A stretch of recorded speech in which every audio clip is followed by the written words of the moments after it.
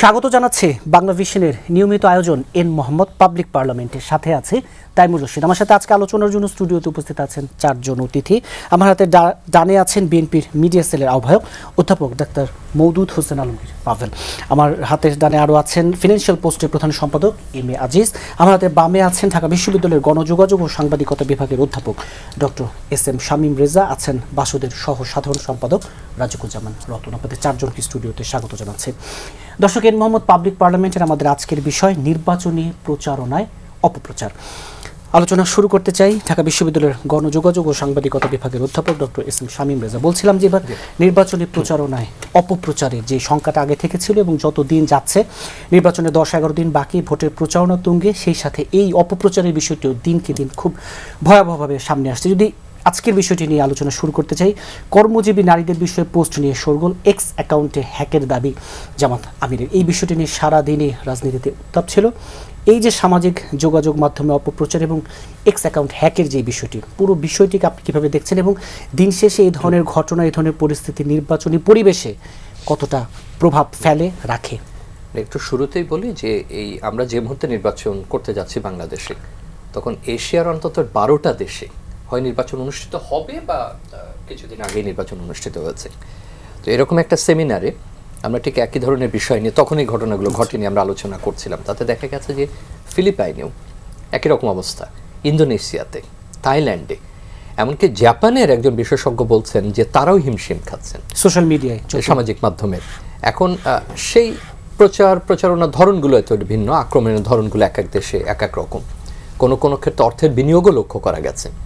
এবং জাপানের উদাহরণ যদি দিই, তো যিনি অংশগ্রহণকারী ছিলেন তিনি এইভাবে মতামতটা দিচ্ছেন যে কঠোর রেগুলেশন বাট লাইটার ইমপ্লিমেন্টেশন, মানে যত কঠোর রেগুলেশন আছে সেইভাবে সে নিয়ন্ত্রণ করতে পারছে না এবং তার প্রয়োগটা লক্ষ্য করা যাচ্ছে না। এটা হচ্ছে এশিয়ার একটা সামগ্রিক চিত্র। বাংলাদেশে এর আগের যে নির্বাচনগুলো হয়েছে সেখানেও সামাজিক মাধ্যমের ব্যবহার ছিল, অনলাইনের বিভিন্ন ধরনের আমরা প্রোপাগান্ডা দেখেছি, কিন্তু তখন এই মাত্রায় ছিল না দুটো কারণে। এক হলো যে অনেকটা প্রতিদ্বন্দ্বিতাবিহীন নির্বাচন, অতএব কে কার বিরুদ্ধে এটা করে, হয়তো অল্প স্বল্প কিছু করেছে নিজেদের মধ্যে। এইবার নির্বাচনের একটা প্রতিদ্বন্দ্বিতা আছে, একটা বিশেষ প্রেক্ষাপট আছে। একই সঙ্গে মাত্র 1 বছর আগেও আপনি কৃত্রিম বুদ্ধিমত্তার যে সমস্ত সুযোগ সুবিধাগুলো ছিল তার চাইতে অনেক গুণ বেশি, প্রায় প্রতি মাসে একটা করে নতুন নতুন উদ্ভাবনী সফটওয়্যার বা ফিচার আপনার আসছে এবং টেক কোম্পানিগুলো প্রতিযোগিতা দিয়ে যে কে কার চাইতে বেশি পরিমাণ দিতে পারে এবং যেগুলো বিনামূল্যে, এমন না যে আপনাকে পয়সা দিয়ে কিনতে হচ্ছে। আমাদের প্রাথমিকভাবে এখানে গণমাধ্যম সাক্ষরতার এবং ডিজিটাল লিটারেসি যেটাকে আমরা বলি, সেই সাক্ষরতার ঘাটতি আছে, ব্যাপকভাবে ঘাটতি আছে। পৃথিবীর অন্য দেশেও ঘাটতি আছে, কিন্তু আমাদের ঘাটতিটা বড়। মানে এই কারণে বড় যে দেখেন আমরা ঐতিহাসিকভাবে কোনোদিন কিন্তু কাউকে গণমাধ্যম স্বাক্ষর করে তুলিনি যে একটা সংবাদ কিভাবে বিশ্লেষণ করতে হয়। হয়তো আপনি আমি জানি, আমরা যারা এখানে আছি তারা হয়তো বিশেষজ্ঞ, কিন্তু কোনোদিন আপনি স্কুল কলেজ বা নাগরিক পরিসরে বলেছেন যে সংবাদ কি করে পড়তে হয়, একটা যা কিছু দেখছো এটাকে কিভাবে বিশ্লেষণ করতে হয়, তুমি এর পেছনের বিষয়টা জানো কিনা। এই সাক্ষরতার আমাদের ঘাটতি আছে, কোনটা আসল কোনটা আসল বা কোনটা না, এটা তো একটা। দ্বিতীয়, আমাদের এখানে আমরা ভেরিফাই করি না, যাচাই করি না, খুব কম সংখ্যক খুব দায়িত্বশীল গণমাধ্যম যাচাই করে। এখানে আমাদের অনেক কাহিনী প্রচলিত আছে এবং অনেক সময় আপনি লক্ষ্য করেছেন যে খুব দায়িত্বশীল গণমাধ্যম হঠাৎ করে দিতে পারে না কোনো সংবাদ, আমরা অধৈর্য হয়ে যাই। আরে একটু আগে এরকম সামাজিক মাধ্যমে পেলাম এরকম ঘটনা ঘটেছে, ও আবার দিচ্ছে না কেন? কারণ ও যে দিচ্ছে না সে এটা যথেষ্ট যাচাই করার পরে তারপরে এটা হয়তো দিতে পারছে, কারণ তার একটা বিশ্বস্ততার ব্যাপার আছে। এবার ডিজিটাল সাক্ষরতা আসলেই দুর্বল আমরা। আপনি বলতে পারেন যে দেশে এত টিকটকার আছে, এত ইউটিউব, 12 কোটির মতো ফেসবুক অ্যাকাউন্ট আছে, তার মধ্যে যদি সক্রিয় থাকে আমি ধরে নিই যদি 50%, তাও 6 কোটি, তারও বেশি থাকতে পারে যারা নিয়মিত দেখেন বা কোনো না কিছু করেন। তার মানে কি এই যে আপনার সাক্ষরতা আছে না, আপনি প্রযুক্তি জানেন না, এ প্রযুক্তি আপনার না, আপনি বানানো না বা এটা দিয়ে এমন টিকটক ভিডিও বানান যে প্রায় নোবেল পুরস্কারের পাশাপাশি, মানে যদি কাছাকাছি যদি নোবেল পুরস্কারের কোনো ব্যবস্থা থাকতো, কিন্তু আপনি প্রযুক্তির গভীরে যেতে পারেন না, আপনি জানেন না টেকনোলজিক্যাল জারিজুরি। কিন্তু সামগ্রিক পরিস্থিতি তো নির্বাচনের পরিস্থিতিটা এই কারণে বলছি যে এরকম একটা মানে অস্পষ্ট কম সাক্ষরতার প্রযুক্তি আপনার হাতে না, এবং এমনি আমাদের একটা অভ্যাস আছে যখন যেটা পাই সেটা তো আমরা ব্যবহার করি, সেইটা যদি কেউ কৌশলগতভাবে অপপ্রচারে ব্যবহার করতে থাকে তাহলে তো সেটা ভয়াবহ হয়ে উঠবে। আপনি গতকালই বোধহয় একটা সংবাদ দেখেছেন যে জনাব তারেক রহমানের বিরুদ্ধে আমরা যদি ভুল না 29টা না জি, বা এরকম আমি ধরে নিই 30টার মতো ফেক তার বিরুদ্ধে ধরুন ভুল অ্যাকাউন্ট কিংবা অন্য কোনো না কোনোভাবে তার বিরুদ্ধে অপপ্রচার চালানো হচ্ছে। এর আগে নাটোর থেকে আমাদের একটা ইংরেজি গণমাধ্যম জানাচ্ছে যে আমাদের নাটোর বা এরকম কোনো একটা জায়গা থেকে আরও কিছু এই ধরনের ফেক অ্যাকাউন্ট পাওয়া গেছে যারা চেষ্টা করেছে এই ধরনের অপপ্রচার করতে। তার আগে আপনার মনে আছে যে 3টা ভিডিও, একটা সেনাবাহিনীর পোশাক পরা একজন ব্যক্তি ভুল তথ্য দিচ্ছেন, একজন সবজি বিক্রেতা নির্বাচন সম্পর্কে অপতথ্য দিচ্ছেন, এবং রানা প্লাজায় আহত হয়েছিলেন, হাত হারিয়েছেন, আর এরকম যে নারীকে দেখানো হচ্ছে যে অতি সাম্প্রতিক। এরকম একটা ক্ষেত্রে আজকের ঘটনাটা ঘটলো শফিকুর রহমান, যেটা নিয়ে আমরা নিশ্চয়ই পরবর্তীতে আলোচনা করব। তো আমি এখানে এইটা বলে রাখি যে এর প্রশ্ন যেটা করে আমি উত্তর না দিয়ে প্রশ্ন করি, এইটা মোকাবেলার কারিগরি সক্ষমতা আমাদের আছে কিনা। এক, কিছু বিধিনিষেধ দিয়েছে নির্বাচন কমিশন, সেটা বিধিনিষেধ নির্বাচনের আচরণ বিধির মধ্যে, কিন্তু সে কতখানি সক্ষম এ ব্যাপারে যদি আমাদের কোনো ব্যবস্থা করতে, এবং আমাদের যে রেগুলেটরি অথরিটি আছে, নিয়ন্ত্রক প্রতিষ্ঠান আছে, সেই বিষয়গুলোতে কতখানি এই জায়গাগুলো নিয়ে পরে আবার বিস্তারিত আলোচনা করব। ফিনান্সিয়াল পোস্টের প্রধান সম্পাদক এম এ আজিজ, এই যে বিষয়টি বলছিলাম, এক্স অ্যাকাউন্ট হ্যাকের দাবি জামাত আমিরের, এবং এ নিয়ে পাল্টাপাল্টি মন্তব্য, প্রতিক্রিয়া এবং কৌশলগত অপপ্রচার, আপনি কিভাবে দেখেন পুরো বিষয়টি? দেখেন, শেখ হাসিনার আমলে একটা আলোচনা হচ্ছিল, ফেসবুক, ইউটিউব সহ কোনো অফিসের এখানে এস্টাবলিশমেন্ট নেই, অফিস নেই। যদি আমাদের দেশের মার্কেটটা তখন ছোটই ছিল, এখনও ছোটই আমি বলবো, বড় বড় দেশে যেখানে 12 কোটি যেটা বলা হয়, 12 কোটি অনেক সময় ডাবল থাকে, বেশি থাকে। ধরেন অ্যান্ড্রয়েড ফোন ছাড়া তো এটা চলে না, তাই না?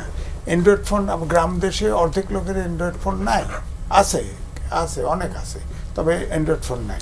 তো এখন আমাদের অফিসে এই সরকার কিন্তু আমাদের কিন্তু এখন ইন্টারনেট ইউজার কিন্তু এটা কিন্তু এখন মৌলিক অধিকারের অংশ হয়ে গেছে, এটাকে বাতিলও করতে পারবেন না। আর আপনি তো এখান থেকে নিয়ন্ত্রণ করছেন না, এটা তো বাইরের থেকে আসতেছে, আপনি এখান থেকে করতে পারবেন। ধরেন আমাদের এখানে যে মাস মিডিয়ায় যেসব কন্টেন্টগুলো আসে, অনুমান করা গেছে ওটা 70% ফেক, 70% ফেক।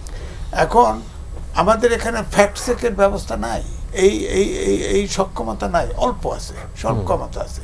তো আপনি তো এটা এখান থেকে করতে পারছেন না। সুতরাং আপনাকে এইটা আমাদের যেমন ফরেন ডিপ্লোম্যাটিক চলে, তেমনি আপনার ফেসবুক, মাস মিডিয়ার যে অফিসগুলো, তাদের অর্গানাইজেশনগুলোর সাথে আমাদের কথা বলতে হবে এবং তাদের সাথে এগ্রিমেন্ট আসতে হবে যে এই জিনিসগুলো কন্টেন্ট হলে তোমরা রিলিজ করবে না। তাছাড়া আমাদের চেক দেওয়া মুশকিল। আপনি ধরেন, আপনি ইউটিউবে, ফেসবুকে যান, দেখেন শত আপনি পাইবেন, এটা কয়টা চেক করবেন কেমনে? আপনি যদি তাদের সাথে যে এই জিনিস আপনি দিতে পারবেন না। এক, দুই হলো আমাদের দেশে কোনো আইন নাই, রেগুলেটরি সেক্টর যেমন দুর্বল, আমাদের দেশে আইন নাই। যে আপনি ধরেন একজন শেয়ার দিচ্ছে, আওয়ামী লীগের সময় দেখছেন না, একটা কন্টেন্ট শেয়ার দিচ্ছে, তার জেল হয়ে গেছে, এরকম। এখন অবুঝ লোক শেয়ার দিল। এখন আমার বক্তব্য হচ্ছে প্রিকশনারি দেওয়ার।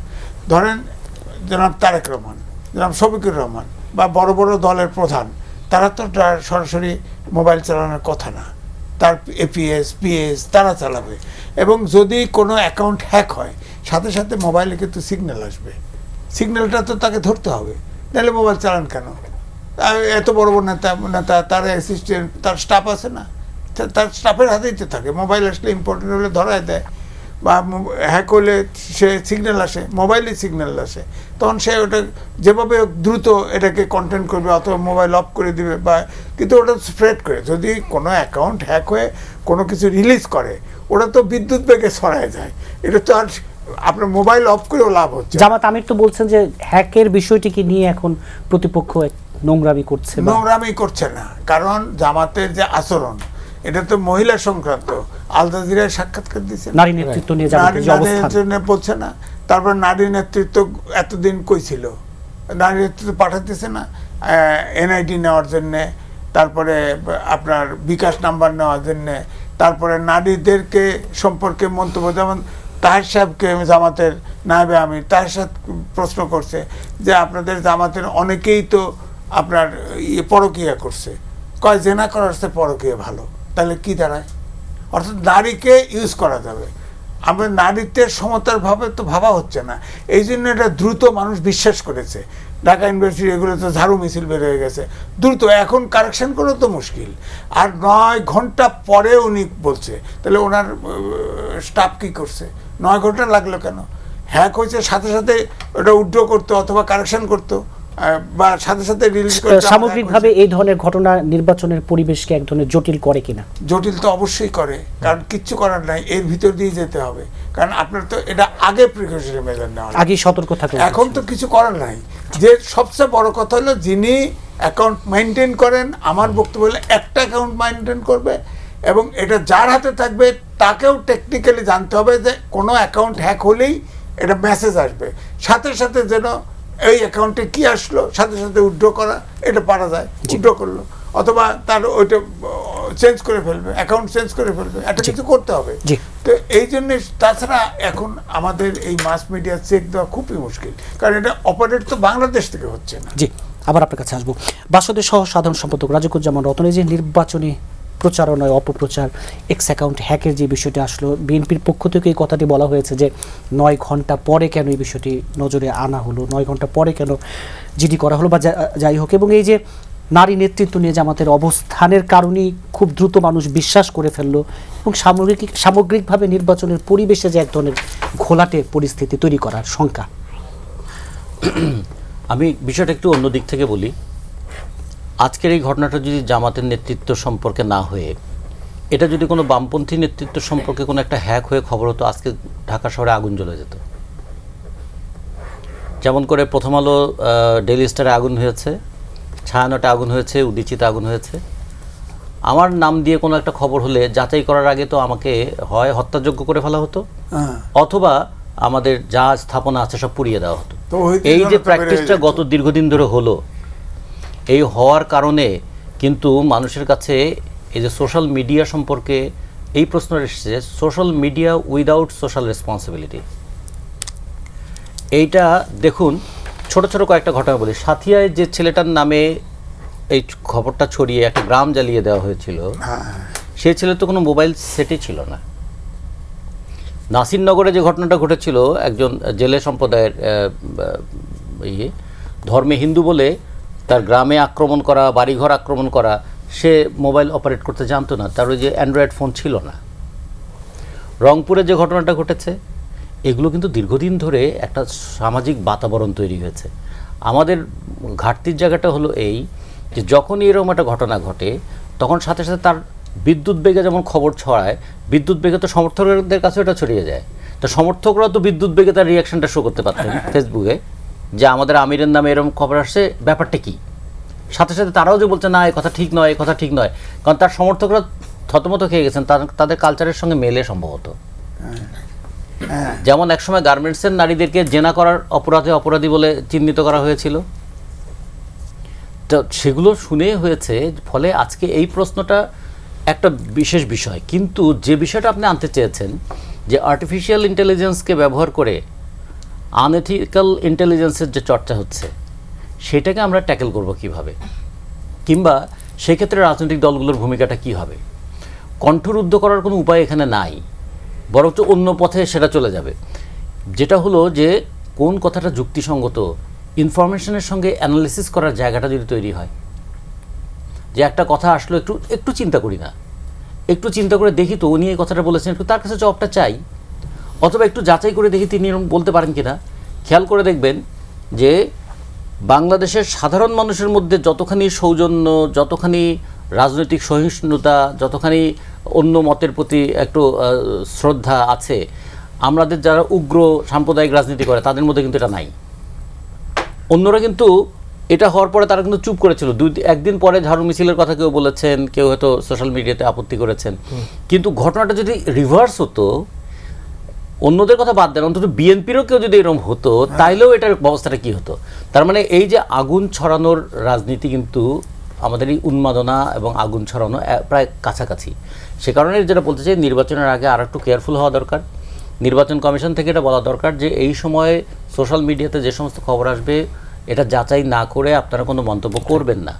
যে কোনো মানুষের একটা রাজনৈতিক মানে চরিত্র গড়ে তুলতে তার 40 বছর 50 বছর লাগে। আপনার কি 40 সেকেন্ডে তার সমস্ত অর্জনটাকে শেষ করে দেবেন?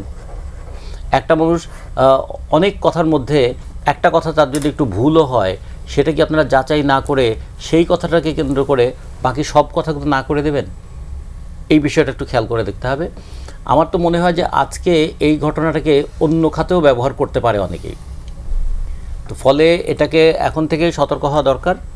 আর যেটা শামীম ভাই বলেছেন যে প্রায় প্রত্যেকটা দেশই ভাবছে কেন এটা হচ্ছে, কেন মানুষ ফেসবুকে একটা কথা লিখতে দুইবারও ভাবে না।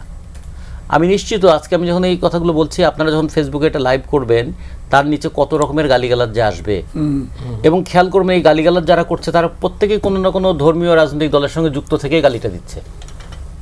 মানে মাঝে মাঝে খুব দুঃখ লাগে যে সমস্ত ধর্মই কিন্তু মানুষকে ভালো হতে বলে, মানুষকে সংযত হতে বলে, মানুষকে শ্রদ্ধা করতে বলে, কিন্তু দেখুন আমাদের দেশে যারা এই উগ্রবাদী রাজনীতি করা, তারা যে কোনো মানুষকে হয় কতলযোগ্য করে ফেলো, না হলে তাকে দেশ ছাড়া করে দাও, এইরকম একটা পরিস্থিতি তৈরি করে।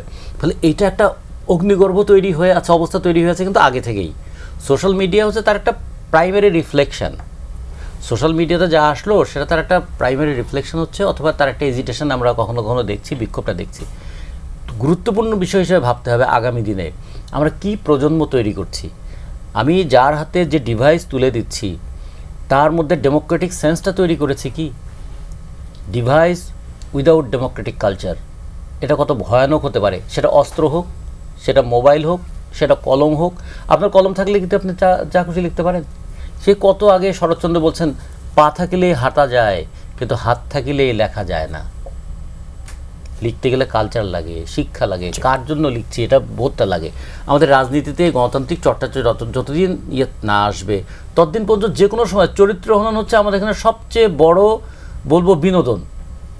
একজন মানুষকে গালি দেওয়াটা আমাদের কাছে মনে হচ্ছে সবচেয়ে বড় বিনোদন। তো এই জায়গাটা একটু খেয়াল রাখা দরকার। আর নারীকে তুচ্ছ করাটা এটা আমাদের একটা সোশ্যাল কালচারের পার্ট বানিয়ে ফেলার চেষ্টা করা হচ্ছে, অথচ আমাদের এই সমাজে কিন্তু যে কোনো আন্দোলন সংগ্রামে সামনের কাতারে আমরা মেয়েদেরকে দেখি। জি, আবার আপনার কাছে আসবো। অধ্যাপক ডাক্তার মওদুদ হোসেন আলমগীর পাভেল, যে এক্স অ্যাকাউন্ট হ্যাকের বিষয়টি নিয়ে তো অতিথিরা বলছিলেন, এবং আমি যদি এভাবে বলি যে জামাত আমির তো আজকে যে নোংরামি বলি বা যে এক ধরনের ষড়যন্ত্রের শিকার বা যে হ্যাক করার, নিঃসন্দেহে তীরটি তো বিএনপির দিকেই ছিল। যদিও আপনারা কোনো পক্ষই এখন কথা বলার সময় কারো নাম সরাসরি নেন না, কিন্তু বোঝা যায় কে কার পক্ষে। এই যে বিএনপিকে এর জন্য দায়ী করা বা যে বিএনপি এখন এই বিষয়টিকে কেন্দ্র করে এক ধরনের অপপ্রচার করছে, এই জায়গাগুলো থেকে বিএনপি আসলে কি বলবে? আমি মনে হয় যে একটু আগের কথার রেস ধরে কিছু কথা বলে নিতে চাই। দেখুন, ইন্টারনেট কিন্তু একটা বিজ্ঞানের একটা অসাধারণ একটা আবিষ্কার ছিল, তাই না? সেখান থেকে উদ্দেশ্য ছিল যে আমরা এখান থেকে জ্ঞান আহরণ করব। পরবর্তী পর্যায়ে যখন এটার সাথে সোশ্যাল মিডিয়া সংযুক্ত হলো, তখন তার সাথে বিনোদন আর কিছুটা তথ্য দেওয়ার ব্যাপারটা কিন্তু একটা সাথে যুক্ত হলো। কিন্তু আমরা ওর মধ্যে নিলাম কোনটা? আমরা এখান থেকে জ্ঞানও নিলাম না, তথ্য আহরণের চেষ্টাও থাকলো না, আমরা বিনোদনটাকে নিলাম, এটাকে বিকৃত বিনোদনের জায়গাতে নিয়ে গেলাম। এবং এই বিকৃত বিনোদন করবার সক্ষমতাটাকে আমরা রাজনীতির হাতিয়ার বানিয়ে ফেললাম। এবং যে কয়টি শব্দের সাথে আমাদের মানুষের পরিচয় ছিল না, সেরকম বট বাহিনী অথবা কুরুচিপূর্ণ মন্তব্য করবার জন্য বিশেষ একটা গোষ্ঠী, এগুলো যেন প্রত্যেকটা মানুষের কাছে জানা হয়ে গেছে। তাহলে কি এই যে একটা অপার তথ্য ভাণ্ডার হতে পারতো যে ইন্টারনেট, সেটা প্রত্যেকের হাতে আছে, কিন্তু তার ব্যবহারটা কত নোংরা জায়গায় গেছে। যেমন আলফ্রেড নোবেল, তিনি তো ডায়নামাইট আবিষ্কার করেছিলেন হয়তো রাস্তাঘাট তৈরি করবার জন্য, সেটা বিধ্বংসী কোনো কাজে ব্যবহার হবে সেটা তো উনি হয়তো চাননি। প্রশ্নটি হচ্ছে যে আমরা এই জায়গাতে কারো বিরুদ্ধে কিছু বলিনি, আমরা বলেছি যে সত্যটা মানুষের জানার অধিকার আছে। বিশেষ করে আপনারা হয়তো ইংরেজিতে প্রকাশিত হয়েছে বলে আল জাজিরার সেই ইন্টারভিউটা অত বেশি আলোচিত হয়নি সাধারণ মানুষের মধ্যে, কিন্তু সেখানেও কি নারীদের প্রতি খুব সম্মানজনক কথাবার্তা ছিল? যদি কেউ খুব একেবারে বলতে গেলে প্রশ্নকর্তার প্রশ্নটি শেষ হওয়ার আগেই বলেছেন যে না, আমরা একজনকে মনোনয়ন দিইনি নারীকে, অথচ সেই নারীরা কিন্তু তাদের ভোট শক্তির মূল আশ্রয়স্থল, তাদেরকে তারা ব্যবহার করছেন। এবং দ্বিতীয় প্রশ্নতে যখন তাকে বলা হয়েছে যে তার দলীয় প্রধান হওয়ার সুযোগ আছে কিনা, তিনি বলেছেন কখনো না। এবং সেটাতে উনি সৃষ্টিকর্তাকে তিনি সাক্ষী মেনেছেন, এবং সেখানে বলেছেন যে আল্লাহ তাআলা তাদেরকে স্তন দুধ দেওয়ার জন্য, বুকের দুধ খাওয়ানোর জন্য এবং সন্তান ধারণের জন্য তাদের সেই বিশেষ অধিকারের জায়গাটা সেটা। বায়োলজিক্যাল হ্যাঁ, তো এই বায়োলজিক্যাল ডিফারেন্সটা তৈরি করে আমরা সত্যি সত্যি কি আমরা ইসলামের আসল কথাটাকে বলছিলাম যে এটাকে এরকম করে দেখবার সুযোগ আছে কিনা। আবার যদি উল্টো দিকে আমি তাকাই, যে আমি এই প্রসঙ্গের জায়গাতে যাওয়ার আগে বলি, ইন্টারনেটকে কিন্তু অথবা এই সোশ্যাল মিডিয়াকে কিন্তু আমরা ঠিক এই কদর্য জায়গাতে নিয়ে যাইনি। আমরা বলেছি তারেক রহমানকে পরামর্শ দিন, আমাদের অ্যাপস কিন্তু সেটাতে লঞ্চ করা হয়েছে, যেখানে প্রতিদিনই হাজার হাজার মানুষ পরামর্শ দেন তাকে, এবং সে পরামর্শের উত্তরও দেওয়ার চেষ্টা করা হয় আমাদের পক্ষ থেকে, এবং এটা গ্রহণ করবার একটা পদ্ধতি আছে। আবার আগামীর বাংলাদেশ কেমন দেখতে চান সেটা যে রিল কম্পিটিশন করেছি আমরা, সেটারও কিন্তু একটা উদ্দেশ্য ছিল একটা ইতিবাচক। তো আমরা তো চেষ্টা করেছি সেটাকে একটা ইন্টারনেট বা এই সোশ্যাল মিডিয়াকে একটা অন্য জায়গায় দেখার জন্য, এবং 8টি বিষয়ের উপর পডকাস্ট, যেটা জনাব তারেক রহমান বলেছেন যে দেশ গড়ার পরিকল্পনা, সেগুলো বিভিন্ন পডকাস্ট ইতিমধ্যে 2টো লঞ্চ হয়েছে, আর বাকিগুলো হবে। আর আপনার কথাতে যখন ফেরত যেতে চাই, সেটা রতন ভাই যে কথাটি বলছিলেন যে এটাকে আমরা কালচারের জায়গাতে, মনোজগতের কাছে কোন জায়গাতে নিয়ে গেছি, সহনশীলতা দুর্বলতা কিনা, অথবা কদর্য কোনো একটা আচরণের বিরুদ্ধে আপনি যখন নোংরামির চরম শিকার হচ্ছেন, সেই জায়গাতে চুপ করে থাকাটাকে আপনাকে লোকে বলছে এটা মেনে নেওয়া কিনা, তাহলে রিয়াকশনটা কী হবে? যদি আপনি ওই আল জাজিরার সেই ইন্টারভিউয়ের জায়গাতে যদি যান, তার সাথে কিন্তু তার যে পোস্ট যেটা দেওয়া হয়েছিল তার সাথে যে খুব বেশি গড় মিল ছিল তা কিন্তু না। একটা শব্দকে নিয়ে হয়তো তারা হয়তো আপত্তি করতে পারে, কিন্তু বাকি পুরো টেক্সটের দিকে যান আপনি, পুরো টেক্সটের মধ্যে কি তাদের মতাদর্শের কোনো পার্থক্য আছে? আল জাজিরাতে যে কথাগুলো উনি বলেছেন, অভিব্যক্তির মধ্যে সেই মানে এই পোস্টের ভেতরে, এক্সেন্ডেলের পোস্টের মধ্যে তথ্যগত পার্থক্য তো একটা শাব্দিক জায়গার অতিরিক্ত যোগ ছাড়া কিছু, একটি শব্দ ছাড়া। তো সেই ক্ষেত্রে আপনি এটাকে কেন, এটাতে অস্থির হতে কিছু ছিল না। যদি হয় তারা যদি মনে করতেন যে না, দেখতেন যে জনগণ এটা পছন্দ করছেন কিনা, হয়তো তারা সেই উদ্দেশ্যে দিয়েছেন যে বিশেষ ধরনের মানুষ যারা মনে করেন যে নারীর এই স্বাধীনতার দরকার নেই, তারা ঘরের বাইরে বেরোবে না, তাদেরকে হয়তো উনি দেখাতে চেয়েছিলেন যে ঠিক আছে, তারা হয়তো এটাকে সাধুবাদ দিয়ে বলবে যে হ্যাঁ ঠিক আছে, এই অবস্থানটা সবার হওয়া উচিত।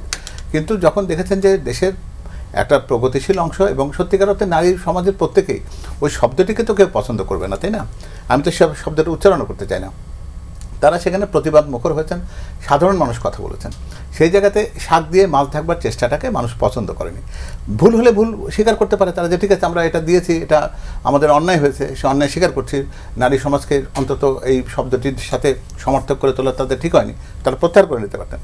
এখন এখানে কথাগুলো কীভাবে বলছে, একবার তারা বলছেন অ্যাকাউন্ট হ্যাক হয়েছে, একবার বলছেন ডিভাইস হ্যাক হয়েছে, আবার পুরো ঘটনাটা ঘটলো 4:37 সম্ভবত, এবং রাত 3টায় হলো জিডি কেন? যদি সত্যিকার অর্থে অপরাধী যদি কেউ মনে করে, যদি তারা মনে করে থাকেন যে বিশেষ একটি দল বলতে যদি কাউকে বুঝিয়ে থাকেন যে তারাই কাজটি করেছেন, তাহলে তারা এর জন্য তো মামলা করবেন। সাইবার সিকিউরিটি অ্যাক্ট বা ডিজিটাল সিকিউরিটি অ্যাক্টের মামলা করার প্রবিধান তো রয়েছে, সত্য উদ্ঘাটিত হোক। আমরা তো ওই ধরনের কাজের সাথে নিজেদেরকে কখনো সম্পৃক্ত করিনি এবং করার কথা ভাবিও না। আমাদের হিসাব নিকাশ হচ্ছে ইতিবাচক জায়গাতে। দেখবেন যে আমাদের চেয়ারম্যান যখন বক্তব্য দেন, তিনি বলেন দেখেন সমালোচনা তো করতেই পারি, কিন্তু সমালোচনা করলে লাভটা কি? আপনার লাভ নাকি আমার লাভ? তার চাইতে বরং আমাদের সাধারণ মানুষের চাওয়া পাওয়াটা কি, আমি সেই নিয়ে কথা বলি। সামনে কি করা দরকার সেটা নিয়ে কথা বলি। এটার ভেতরে আমাদের যাওয়ার তো কোনো প্রশ্নই ওঠে না, কারণ এই ব্যাপারটি তারা ঘটিয়েছেন, এটিকে সামাল তারা দিতে পারেন। কিন্তু বিকৃত ব্যাখ্যা দিলে সেক্ষেত্রে এখন সচেতন মানুষ হিসেবে, একটা দায়িত্ববান রাজনৈতিক দল হিসেবে দেশের মানুষের কাছে সত্যটাকে তুলে ধরার জন্য দাবি তো আমরা জানাতেই পারি। অধ্যাপক doctor S M Shamim Reza, আপনি সম্ভবত সামাজিক যোগাযোগ মাধ্যমের অপপ্রচার জায়গাটি নিয়ে একটু কিছু বলতে চাচ্ছেন, ওই জায়গাটি শুনে আমরা আলোচনা কিন্তু একটা ভিত্তি দাঁড় করিয়েছি। আমি যদি এটার উপর নির্ভর করে কয়েকটা প্রশ্ন আবারও তুলি, যে এই ঘটনাগুলো আমাদের কি বার্তা দিচ্ছে। যেমন একটা প্রশ্ন হচ্ছে যে এটার পেছনে কোনো বিনিয়োগ আছে কিনা, মানে কেউ কি একটা বিপুল অর্থ বা প্রযুক্তি বিনিয়োগ করছে কিনা এই কাজটা করার জন্য। আমার একটা প্রশ্ন হচ্ছে এটা ইচ্ছাকৃত কিনা। যদি অনিচ্ছাকৃত হয় তাহলে আমাদের একরকম ব্যাখ্যা, যে ভাই অন্য কেউ করেছে আমি জানি না, এটা আমি করিনি বা আমার কোনো দল করেনি। কিন্তু এটা ইচ্ছাকৃতভাবে কেউ করছে কিনা এবং এটা পরিকল্পিতভাবে কিনা, যে একটা উদ্দেশ্যকে সামনে রেখে। এবং উনি একটা কথা বলেছেন যে আগুন ছড়ানো আমাদের দেশে কিন্তু সহজ, পুরনো অনেক ঘটনা আছে, আপনি জানেন যে অনেক কিছু ঘটেছে সামাজিক যোগাযোগ মাধ্যমকে কেন্দ্র করে। তাও তো তখন কৃত্রিম বুদ্ধিমত্তা ছিল না, তাতেই আমরা তার প্রভাবটা দেখেছি। এখন কি হতে পারে, যেমন ধরুন দলগুলোর মধ্যে আন্তঃসম্পর্ক নষ্ট হবে, নির্বাচনের বেশি দিন বাকি নেই, এটা সহিংসতা উস্কে দিতে পারে, এটা কোন্দল উস্কে দিতে পারে, অবিশ্বাস উস্কে দিতে পারে। যেমন এক দল আর এক দলের বিরুদ্ধে এটা করতে পারে, একই রকম সমস্ত দলগুলোকে যদি একজন আরেকজনের বিরুদ্ধে উস্কে দেওয়া যায়, তাহলে তো নির্বাচনের পুরো প্রক্রিয়াটাই একটা অন্যরকম খাতে চলে যেতে পারে। সেই প্রশ্ন কিন্তু আমি সবসময় বলি যে আমি নিজের ষড়যন্ত্র তথ্য খুব একটা মানি না, কিন্তু আমাকে তো কিছু যোগসূত্র তো এখানে তৈরি করবার একটা সুযোগ এখানে রয়েছে, যেটা ওই উদ্দেশ্যে কেউ করবার চেষ্টা করছেন কিনা। এরপরে দেখেন, যেখানে আমরা বারবার বলছি যে নির্বাচন কমিশন কেবলমাত্র তার আচরণ বিধিতে বলছে, আমরা এখনও কিন্তু জানি না তার সক্ষমতা কোন পর্যায়ে। আপনারা জানেন যে আমাদের এই না পারার এটার মোকাবেলার অন্যতম একটা কারণ হচ্ছে যে টেক কোম্পানিগুলোর অফিস আমাদের এখানে নাই, বা এই সোশ্যাল মিডিয়া প্ল্যাটফর্মসের অফিস আমাদের এখানে নাই। এমনিতেই মেটা তার তৃতীয় পক্ষের আপনি জানেন যে ভেরিফিকেশন করতো, ফ্যাক্ট চেকিং, সেটা বন্ধ করে দিয়েছে বিভিন্ন কারণে। সেখানে আইনগত ব্যাখ্যা নিয়ে অনেক জটিলতা হয়। আমাদের পাশের দেশে আছে। কিছুদিন আগে জনাব তারেক রহমান বাদের তরুণদের সঙ্গে একটা সংলাপে এরকম উল্লেখ করছিলেন যে আমাদের একটা কাজ হবে এই টেক কোম্পানি বা প্ল্যাটফর্ম কোম্পানিগুলোকে ঢাকায় এনে একটা চুক্তিতে আসা, যাতে করে এরকম পরিস্থিতিতে আমরা তাদের কাছে বলতে পারি এবং চুক্তিতে এই ধারাগুলো থাকে। আপনি তো এই 2 সপ্তাহে সেটা করতে পারবেন না। তাহলে আমি আগের ঘটনাটা একটু ফিরি। যদি সত্যি এই 40-45 মিনিটে হ্যাকড হওয়া এক্স স্যান্ডেলকে যদি পুনরুদ্ধার করা সম্ভব হয়, তাহলে তো প্রযুক্তিতে বিরাট এগিয়ে গেছি আমরা। তাহলে তো আমাদের এখনই রীতিমতো তাদের কাছ থেকে প্রযুক্তি নেওয়া উচিত, যে আগামী নির্বাচনের আগে এরকম যদি ঘটনা ঘটে এবং সেটা পুনরুদ্ধার করা যায় বা মোকাবেলা করা যায়, তাহলে সেটা কেন নির্বাচন কমিশন গ্রহণ করছে না? এবং দলগুলোর প্রয়োজন আমার মনে উচিত হবে এই মুহূর্তে, ভাইও আছেন, যে 2-1-এর মধ্যে নির্বাচন কমিশনকে দেখা করে বলা আপনার কি কি সক্ষমতা আছে, আপনি এ পর্যন্ত কি কি করতে পারবেন। মানে আপনি ফেসবুকের কোম্পানিকে বলতে পারবেন এটা সরিয়ে দিতে ব্যবস্থা নিতে, তাও তো একটা সময় লাগে। বিটিআরসি কত দূর করতে পারে, বা এরকম প্ল্যাটফর্মে যদি ঘটে তাহলে কি কি সক্ষমতা আছে, আমাদের কাছে কিন্তু স্পষ্ট ব্যাখ্যা নাই। কিন্তু এটা যেমনই মনে হোক, একটু স্যাটারের মতো মনে হলেও আমি আবারও ওই জায়গায় যাবো যে সত্যিই যদি ওই দলের এই সক্ষমতা থেকে থাকে, আমি অন্য প্রশ্নে যাচ্ছি না যে এটা সঠিক করতে গেলে কতগুলো ধাপে করতে হয় বা সেই বিপুল প্রযুক্তিগত জ্ঞান আমাদের নাই, কিন্তু যতটুকু বুঝি, তাহলে তো আমাদের এখনই এই প্রযুক্তি গ্রহণ করা উচিত, যে নির্বাচনের আগে এটা আমাদের দারুণ একটা সুবিধা দেবে। আর যে প্রসঙ্গের কথা উঠছে সেটা বলে আমি এই প্রসঙ্গ ছেড়ে দিচ্ছি। সেটা কি নতুন? এর আগে একটা দলের একজন প্রার্থী ঢাকা বিশ্ববিদ্যালয়ের শিক্ষার্থী সংসদ সম্পর্কে, অর্থাৎ আমাদের যে ডাকসু, অসম্ভব খারাপ কথা বলেছেন, যেটা মুখে আনা যায় না, একটা আমরা কেউই সে কথা উল্লেখ করব না। আবার পরবর্তীতে আল জাজিরার সাথে এরকম একটা ধর্মভিত্তিক দল কিন্তু সাক্ষাৎকারে একই রকম বক্তব্য দিয়েছেন। বাংলাদেশে ভালো মন্দ মিলিয়ে 3 দশকের বেশি নারী নেতৃত্ব ছিল, 3.5 দশক ওইভাবে বলে। সেটা আমি বলতে তার রাজনৈতিক অন্য বিতর্ক আছে, সেটা সাক্ষাৎকারে কিন্তু এই প্রশ্নটি তারা ছিলেন, তার অংশী ছিলেন, তারপর তার ভিতর তারা গুরুত্বপূর্ণ দায়িত্ব পালন করেছেন, করবার পরে আপনি বলছেন এটা না, এটা একটা। আর এটা নতুন না, বারবার বিভিন্ন প্রেক্ষিতে এই আলোচনাগুলো কিন্তু একটা বিশেষ দল নিয়ে আসছে। মনে রাখতে হবে যে সাইদি সাহেবের ছবি চাঁদে দেখা গেছে, এই বিশ্বাসের ঘটনাও বাংলাদেশে আছে। এটা এখন আপনি তার আমাদের জনগণের কগনিটিভ লেভেল নিয়ে কথা বলতে পারেন, মিডিয়া এক্সপোজার নিয়ে কথা বলতে পারেন, কিন্তু আরও একটা বিষয়, আপনি গণমাধ্যমের শিক্ষার্থী, সেটাকে আমরা বলি সামাজিকীকরণ। এই যারা ব্যবহারকারী তাদের ওরিয়েন্টেশনটা কি, তার ওরিয়েন্টেশন যদি ওই নির্দিষ্ট দলের আদর্শে হয়ে থাকে, তার ওরিয়েন্টেশন যদি বা সামাজিকীকরণ যদি ওই ধারায় হয়ে থাকে, তাহলে তিনি চাঁদেই কারো ছবি দেখবেন এবং এই ধরনের পোস্টে তিনি ওরকম শব্দই দেখবেন এবং এই ধরনের আলাপচারিতাকে সেটাই দেখবেন। সুতরাং প্রযুক্তি নিয়ে এত সুবাতাস তাহলে পাওয়া গেল যে আমাদের সক্ষমতা আছে, কিন্তু অন্য অর্থ অন্যগুলো বিবেচনায় রাখতে হবে, কিন্তু প্রশ্ন করতে হবে যেটা পরিকল্পিত কিনা, এটা কোন্দল তৈরির জন্য কিনা, বা এক পক্ষ আর এক পক্ষকে ঘায়েল করা হলে একরকম ব্যাখ্যা আছে, কিন্তু এটা যদি আন্তঃসম্পর্ক নষ্ট করবার জন্য যথেষ্ট উদ্বেগের। এম এ আজিজ, আমরা বলছিলাম যে ভোটের প্রচারণা যখন তুঙ্গে, তখন এই যে পাল্টাপাল্টি অভিযোগ, ইসিতে রবিবার 2 দলই গিয়ে তাদের নিজস্ব কিছু অভিযোগ দিয়ে এসছে। প্রশ্নটি এভাবে করতে চাই যে যতদিন ঘনিয়ে আসছে, 10-11 দিন নির্বাচনে বাকি, যে পাল্টাপাল্টি অভিযোগ যেটা কিছু জায়গায় সরাসরি সংঘর্ষে পর্যন্ত গড়াচ্ছে, সহিংসতা হচ্ছে, সেই জায়গায় এনসিপির যখন বলছে, বা সেই 11 দলীয় জোটের পক্ষ থেকে যখন বলা হচ্ছে যে ফ্যাসিস্টদের সাথে হাত মিলিয়ে আসলে বিএনপি ক্ষমতায় আসতে চায় এবং আগামী সংসদ নির্বাচনে মানুষ বিএনপিকে বয়কট করবে, আসলে মানুষ এবার কি করবে ভোটে? দেখেন, কয়েকটা বিষয়ে বিএনপি স্ট্যান্ডিং কমিটির মেম্বার নজরুল ইসলাম খান ইলেকশন কমিশনে অনেক আগে আপত্তি দিয়েছে। যেমন ধরেন, আমি বলি যে পোস্টাল ব্যালট, এটা সরকারের হাতে, প্রবাসীদের পোস্টাল ব্যালটের কোনো নিয়ন্ত্রণ নাই, অনেক দেশে এক জায়গায় করা হয়েছে, সেটা কোথায় গেল? এখন পোস্টাল ব্যালট নাকি 1.5 লাখের উপরে এসে গেছে, তো কোথায়, কার কাছে যাবে, এটা কিভাবে যাবে? আবার আছে ধরেন ভোটার ট্রান্সফার, এই বাংলাদেশের ইতিহাসে সবচেয়ে বেশি সংখ্যক ভোটার একটা এলাকার থেকে আরেকটা এলাকায় ট্রান্সফার হয়েছে। এটা তো একটা ভোটার, আমি ধরেন আমি দেশে ভোটার আছি, আমি ঢাকায় ভোটার হলে বাসা ভাড়ার রিসিট, পানির বিল, অমুক বিল তমুক বিল দিতে হয় না, লাগে নাই। ইলেকশন কমিশনের অধস্তন কর্মকর্তা অ্যারেস্ট হয়েছে, গ্রেপ্তারও হয়েছে, ধরা পড়ে, অর্থাৎ 2 পাইস দিয়ে ট্রান্সফার করে ফেলতেছে। সুতরাং এটাও অভিযোগে দিচ্ছে। তারপরে ধরেন এনআইডি চাওয়া, আমার এনআইডি আমার ব্যক্তিগত না, আমার বিকাশ নাম্বার চাওয়া এটা ব্যক্তিগত না, এগুলো চাইতে এখন জামাত ইস্যু করছে যে নারীদেরকে হেনস্থা করা হয়। তাহলে আমি বলবো যে উনি ঠিকই বলছে, হেনস্থা না করে তাদের পুলিশে দাও। তাহলে এখন পুলিশের নারীক দিয়ে এটা ব্যবহার করে কেন, ডোর টু ডোর এগুলি করে কেন, বিকাশ নাম্বার, এনআইডি এগুলোগুলি। তো এগুলো কিন্তু অস্থিরতার মূল কারণ।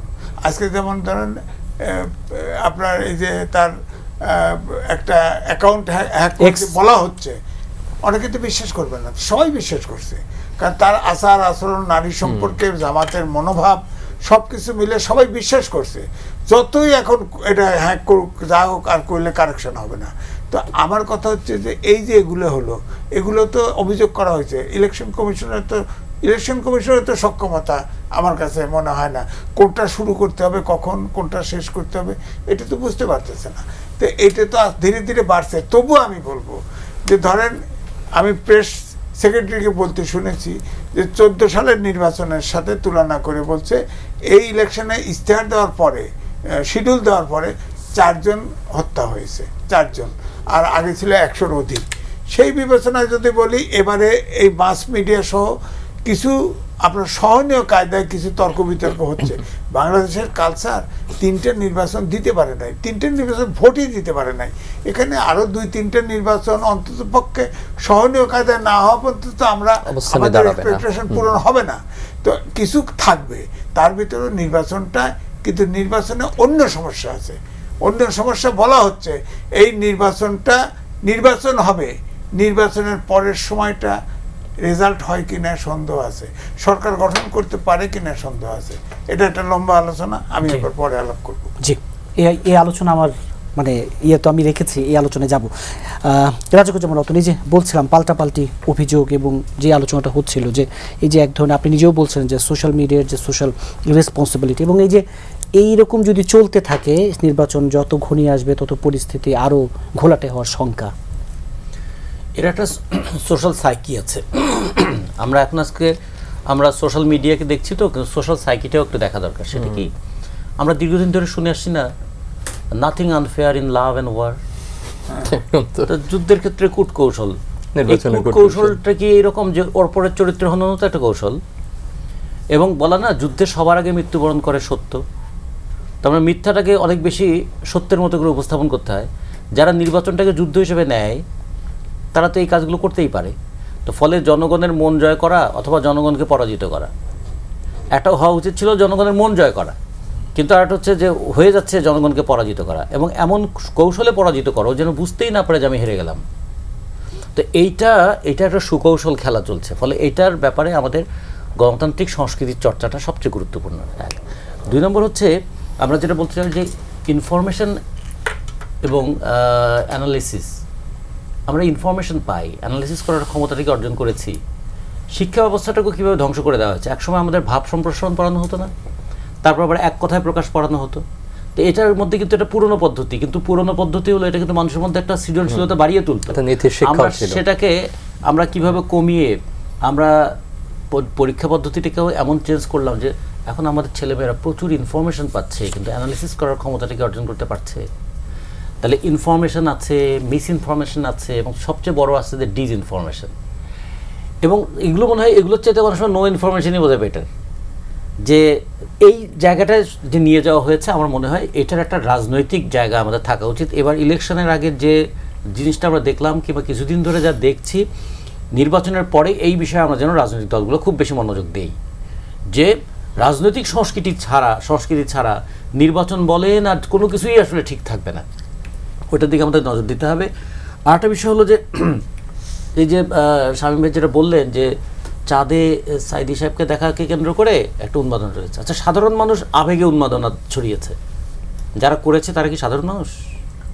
তারা কি সাধারণ মানুষ আবেগ নিয়ে খেলে নাই? কারণ সাধারণ মানুষ তো আর ওইটা বলে নাই, সাধারণ মানুষ বিশ্বাস করেছে। তা বলেছে কারা? তাদের কি কখনো অ্যাকাউন্টেবল করা হয়েছে? যা প্রযুক্তি ছিল সবাই তখন ছিল না। আমাদের এই বাংলা ভাষায় কিন্তু অনেক দারুণ দারুণ প্রবাদ আছে, অনেক আগেই আমাদের মানুষরা জানতেন হয়তো যে ভবিষ্যতে এগুলো ফেস করতে হবে।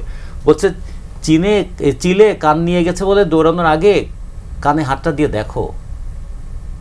আমরা তো চিলে কান নিয়ে গেছে এটাতেই, তার মানে এটার ব্যাপার একটা ইয়ে ছিল, গুজবে কান দিও না, গুজবের ব্যাপার একটা ছিল।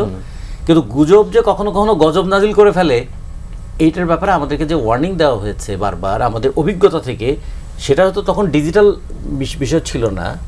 আমি ছোট্ট একটা উদাহরণ দিয়ে বলি, আমি বাংলাদেশ কৃষি বিশ্ববিদ্যালয়ের ছাত্র সংসদ নির্বাচন করেছিলাম ভিপি পদে। রাত্রেবেলা হঠাৎ করে গুজব ছড়িয়ে দেওয়া যে আমার নমিনেশন পেপার বাতিল হয়ে গেছে। তখন তো আর এই ফেসবুক ছিল না। রাত্রেবেলাও কতটা হলে গিয়ে দৌড়ায় বলবো যে না আমার নমিনেশন বাতিল হয়নি, ইলেকশনের আগের দিন নমিনেশন বাতিল হয় না। এবং সেটা করার পিছনে কয়েকজন শিক্ষকও যুক্ত ছিলেন, এবং পরে খুব অল্প ভোটেই হেরে গেছি। যাই হোক, হারা যাওয়া পরের প্রশ্ন, কিন্তু অন্য কারণেও হারতে পারতাম। কিন্তু ওইটা একটা জিনিস থাকলো, একটা অপপ্রচার চালিয়ে একটা বিশ্ববিদ্যালয়ের মতন জায়গায় এরকম কাজ করা যায়। তখন তো মুখে মুখে ছিল, এখন তো আঙ্গুলের চাপে হয়। তো ফলে এই জায়গাটায় আমার মনে হয় যে রাজনীতিতে যেমন সংস্কৃতি লাগবে, মানুষেরও চিন্তার জগৎটাতে খুব নজরটা দিতে হবে আমাদের। আমরা যত বেশি তথ্য জানছি ততখানি সংস্কৃতিবান হয়ে উঠছি কি, যত বেশি শিক্ষিত হচ্ছি তত বেশি মানবিক হচ্ছে কি? তা নাহলে একজন শিক্ষিত মানুষ যে হ্যাক করেছে সে তো একজন শিক্ষিত মানুষ। আচ্ছা, এমন দয়ালু হ্যাকার এবং দায়িত্বশীল হ্যাকার হ্যাক করে মাত্র একটা পোস্টে দিয়েছে, আর কিছু দেয়নি। এগুলো খেয়াল করতে হবে। তার মানে এই সমস্ত দায়িত্বশীল হ্যাকারদেরকে অত বেশি দোষ দেওয়া ঠিক না, কারণ আমরাও দেখি আমাদের হোয়াটসঅ্যাপ হ্যাক করলে সাথে সাথে কতজনের কাছে যে টাকা চেয়ে ইয়ে করে ফেলে, আমরা খবর পেতেই কেউ কেউ দিয়েও দেয়। তো এখন এই জায়গাটা একটু খেয়াল রাখতে হবে যে কতখানি এটা সচেতনতার অভাব, কতখানি আবার ইচ্ছাকৃত, কতখানি এটা একটু যাচাই করে দেখা মানুষ কীরকম ভাবছে। এগুলোও একটা মানে মানুষের উপর এক ধরনের সার্ভে কিনা। ফলে এগুলো একটু বিবেচনা করা উচিত। কিন্তু সবচেয়ে বড় বিবেচনা করা উচিত যে কোনো কথা, যে কোনো কারো সম্পর্কে, সেটা যার নিয়ে আমরা আলোচনা করছি তার সম্পর্কে হোক বা অন্য কারো সম্পর্কে হোক, কোনো কথা ফেসবুকে আসলে সাথে সাথে বিশ্বাস করে তার ব্যাপারে মন্তব্য করে ফেলাটা ঠিক নয়। আসলে দেখা উচিত যে তার চিন্তার ধারার সঙ্গে এটা মেলে কিনা, তার বক্তব্যের সঙ্গে এটা সঙ্গতিপূর্ণ কিনা। সেটা যদি হয় তার বক্তব্য দেবেন, কিন্তু গালি দেওয়ার আগে একটু মানুষটার দিকে তাকানো দরকার। যে কোনো মানুষের দিকে না থাকে হঠাৎ করে আমাদের ফেসবুকে একটা সুবিধা হয়েছে কি, যেমন এখানে আবার 4-5 জন সামনাসামনি আছে, আমাদের অনেক কথা বলতে গেলে আমাদের একটা ভিতর থেকে রেজিস্ট্যান্স আছে। ফেসবুকে কিন্তু আমি ইচ্ছা করে যে কোনো মানুষকে যে কোনো গালি দিতে পারি, যাকে আমি জানি না তাকেও একটা বাজে কথা বলে ফেলতে পারি। এই যে ইররেসপন্সিবল বিহেভ করা অথবা উইদাউট রেসপন্সিবিলিটি একটা কমেন্ট করার মেন্টালিটি, এইটাও আমাদের একটা এখন রাজনৈতিক আলোচনায় নিয়ে আসা উচিত। জি, ডাক্তার মওদুদ হোসেন আলমগীর পাভেল, বলছিলাম যে জামাত এবং বিএনপির রাজনীতির মাঠে এবং নির্বাচনের মাঠে যে বাক বেতনটা, কথার বিরোধ, অনেক জায়গায় গিয়ে দিন শেষে সংঘাত, সহিংসতায়, সংঘর্ষে রূপ নিচ্ছে। কুমিল্লা, ভোলা, যশোরে বিভিন্ন জায়গায় সংঘর্ষ হচ্ছে। যদি এই পরিস্থিতি চলতে থাকে তাহলে এই যে আজকেও পররাষ্ট্র উপদেষ্টা আশা প্রকাশ করেছে যে 12ই ফেব্রুয়ারির নির্বাচনে 55% বেশি ভোট পড়বে। আপনারাও সব দল থেকে বলছেন যে যেহেতু দীর্ঘ 15-16 বছর মানুষ ভোট দিতে পারেনি, এই যদি পরিস্থিতি থাকে এটাকে দিন শেষে ভোটারদের অনেকটা ভোট কেন্দ্রে যেতে নিরুৎসাহিত করবে কিনা? আমার তো মনে হয় এই 55% শব্দটাই বোধ হয় তাদেরকে নিরুৎসাহিত করার জন্য অনেকটাই কাজ করতে পারে। কেন নয় আমরা বলছি যে 80% বা 90% ভোট দেবে না, কারণ যারা মারা গেছেন তারা তো দেবেন না, সেটা আলাদা বিষয়। কিন্তু প্রশ্নটা হচ্ছে যে এই আগ বাড়িয়ে কথা বলার প্রয়োজনটা কেন আছে? আর নির্বাচনের সংঘাতগুলোকে আমরাই বলি যে বাংলাদেশের যখন নির্বাচন হয়, যখন দুটো প্রতিপক্ষ দল যখন নির্বাচনে দাঁড়ান, তখন তারা মিছিল নিয়ে যান। মিছিল পাশাপাশি যাওয়ার সময় কিছু কথা কাটাকাটি হয়, দুটো একটা ধাক্কাধাক্কিও হয়। সেটাও যে একবারে আমাদের সংস্কৃতিতে খুব বেশি অনুপস্থিত এটা বলা যাবে না। তো সব কিছু মিলে জিনিসটাকে আমাদের বোঝা দরকার যে কোনো কোনো ক্ষেত্রে এই নির্বাচনের সুযোগটা নিয়ে কিন্তু ব্যক্তিগত কারোর সাথে যদি কোনো রেষারেষি থাকে, সেটাকেও বিরোধটাও কিন্তু এর মধ্যে ঢুকে যাচ্ছে। অর্থাৎ কোনো একটা ঘটনা যদি নিছক একটা যদি বলে ক্রাইম বা যেটা একটা অপরাধ, সেটার সাথে যদি কোনো রাজনৈতিক সংশ্লিষ্টতা থাকে তাহলে সেটাকেও ব্যবহার করার একটা চেষ্টা হচ্ছে। তা আমার মনে হয় যে এই জায়গাতে আমি তো গত কয়েকদিনে আমার দলের চেয়ারম্যানের সাথে দেশের প্রায় বেশিরভাগ জায়গায় আমরা নির্বাচনের সফরের সাথে ছিলাম। দেখলাম যে মানুষ কিন্তু এগুলো ব্যাপার নিয়ে মোটেও আগ্রহী নয়। মানুষের ইচ্ছাটা হচ্ছে যে একটা নির্বাচন হোক, তারা তাদের সরকার চায়, তারা এই দেশের মালিকানাটা ফেরত চান, তারা ভালো থাকতে চান, তাদের মেয়েদের নিরাপত্তা চান, তার ছেলের কর্মসংস্থান চান, কৃষক তার ফসলের একটা ন্যায্য মূল্য চায়। এই সব কিছু মিলে মানুষ একটা সুন্দর বাংলাদেশ দেখতে চায়। এই সংঘাতের কথাগুলো আমরা বরং এই কয়টা দিনের জন্য একবারে ভুলে যাওয়ার চেষ্টা করি, যাতে 12 তারিখটাতে পৌঁছার ক্ষেত্রে আমার প্রতিদ্বন্দ্বিতা থাকুক, প্রতিপক্ষ তার যুক্তি দিয়ে সেটাতে সামনে আসুক। আমরা যে কথাটি সবসময় বলার চেষ্টা করি যে আমার পরিকল্পনাটা কী আছে, আমি দেশের মানুষের জন্য কি করতে চাই, সেটা দিয়ে জিতি। এই রতন ভাই খুব সুন্দর কথা বলছিলেন, একটা যে মন জয় করা যেতে পারে, আবার একটা মনকে পরাজিত করা যেতে পারে। এখন আমরা পরাজিত করে দাম্ভিকতা বা শক্তির মদমত্ত হয়ে আমরা প্রতিপক্ষকে একেবারে পরিপূর্ণভাবে পরাজিত করে জয়লাভ করব, সেটা চাইতে মন জয় করে যেটাকে বলি আমরা, তিনি যেন স্বেচ্ছায় সেই সমর্থনটা আমাদের দিকে দেন, আমরা ঠিক সেই রাস্তায় হাঁটছি, আমাদের ঠিক অন্য রাস্তা দিকে যাওয়ার দরকার নেই। 11 দলীয় জোটের পক্ষ থেকে বারবার এই কথাটি বলা হচ্ছে, আজকে বলা হচ্ছে এক ধরনের সেটেলমেন্টের নির্বাচনের তারা মানে ষড়যন্ত্র দেখছেন, ইলেকশন ইঞ্জিনিয়ারিং। এটাকে আমাদের দিকে বলছে, আমরা তো বরং উল্টোটা বলি। আমি কিছু তথ্য দিই আপনাকে। সেটা দেন পোস্টাল ব্যালটটা ছাপানো হলো। ছাপানোর ক্ষেত্রে কি হলো, বাংলা বর্ণের ক্রম অনুসরণ তারা করবেন, খুব চমৎকার, ভালো কথা। সেটাকে কি আমরা বাংলা লেখালেখি কি লম্বালম্বি করলে কি চাইনিজদের মতো, নাকি এটা আমরা লাইনে লিখি? তো ওনারা তো সাজিয়েছেন এরকম করে, দেখেছেন কি আপনারা যদি ব্যালটটা দেখেন? আচ্ছা, সেটা যদি হলো, তো উদ্দেশ্যটা হচ্ছে যে কোনো মূল্যে দাঁড়িপাল্লাটাকে প্রথম সারিতে রাখতে হবে। এটা যেমন আমরা সিট বলি না, ওয়ার্ল্ড কাপ যখন ফিক্সচার তৈরি হয় তখন সিট টিমসগুলোকে উপরে রেখে দেওয়া হয়, ঠিক সেরকম একটা সিট তাকে উপরে রাখতে হবে। সেটা করতে গিয়ে কী হলো, দালান চলে গেল দাঁড়িপাল্লার পরে। অর্থাৎ এই যদি আমি বর্ণের ক্রমটাও যদি মেনে নিই, যেটা ঠিক আছে লম্বালম্বি করে করো, তাহলে যদি দেখা যায় দালান যদি চলে যায় দাঁড়িপাল্লা নিয়ে, তাহলে তো সিট প্লেয়ারটা তো উপরে থাকলো না, সুতরাং এটা করতে হবে। তারপরে পোস্টাল ব্যালট নিয়ে যে 9-6 যেটা আমরা দেখলাম, পোস্টাল ব্যালটের কথা আমরাই প্রথম বলেছি, বিএনপি বলেছে যে প্রবাসীদের ভোটাধিকার চাই, কিন্তু আমরা কি দেখলাম, এক গাদা পোস্টাল ব্যালট নিয়ে একটা ঘরের ভিতরে বসে থেকে, ওখানে তারা ওইখানে বসে থেকে খামের মধ্যে ভরছেন। এই পোস্টাল ব্যালটগুলো যখন এখানে আসবে এবং কোনোটাতে যদি এটা শুধুমাত্র ক্রস চিহ্নটা, খুলবেন কে, এটা কার সামনে খোলা হবে, সেখানে কোনো এজেন্ট থাকবে কিনা, এই নির্ধারণ হয়েছে কিনা? এখন পোস্টাল ব্যালটে তো ডামি পোস্টাল ব্যালট তো এখানে আছে, ওখানে তার অন্য কোনো চিহ্ন কিছু নেই।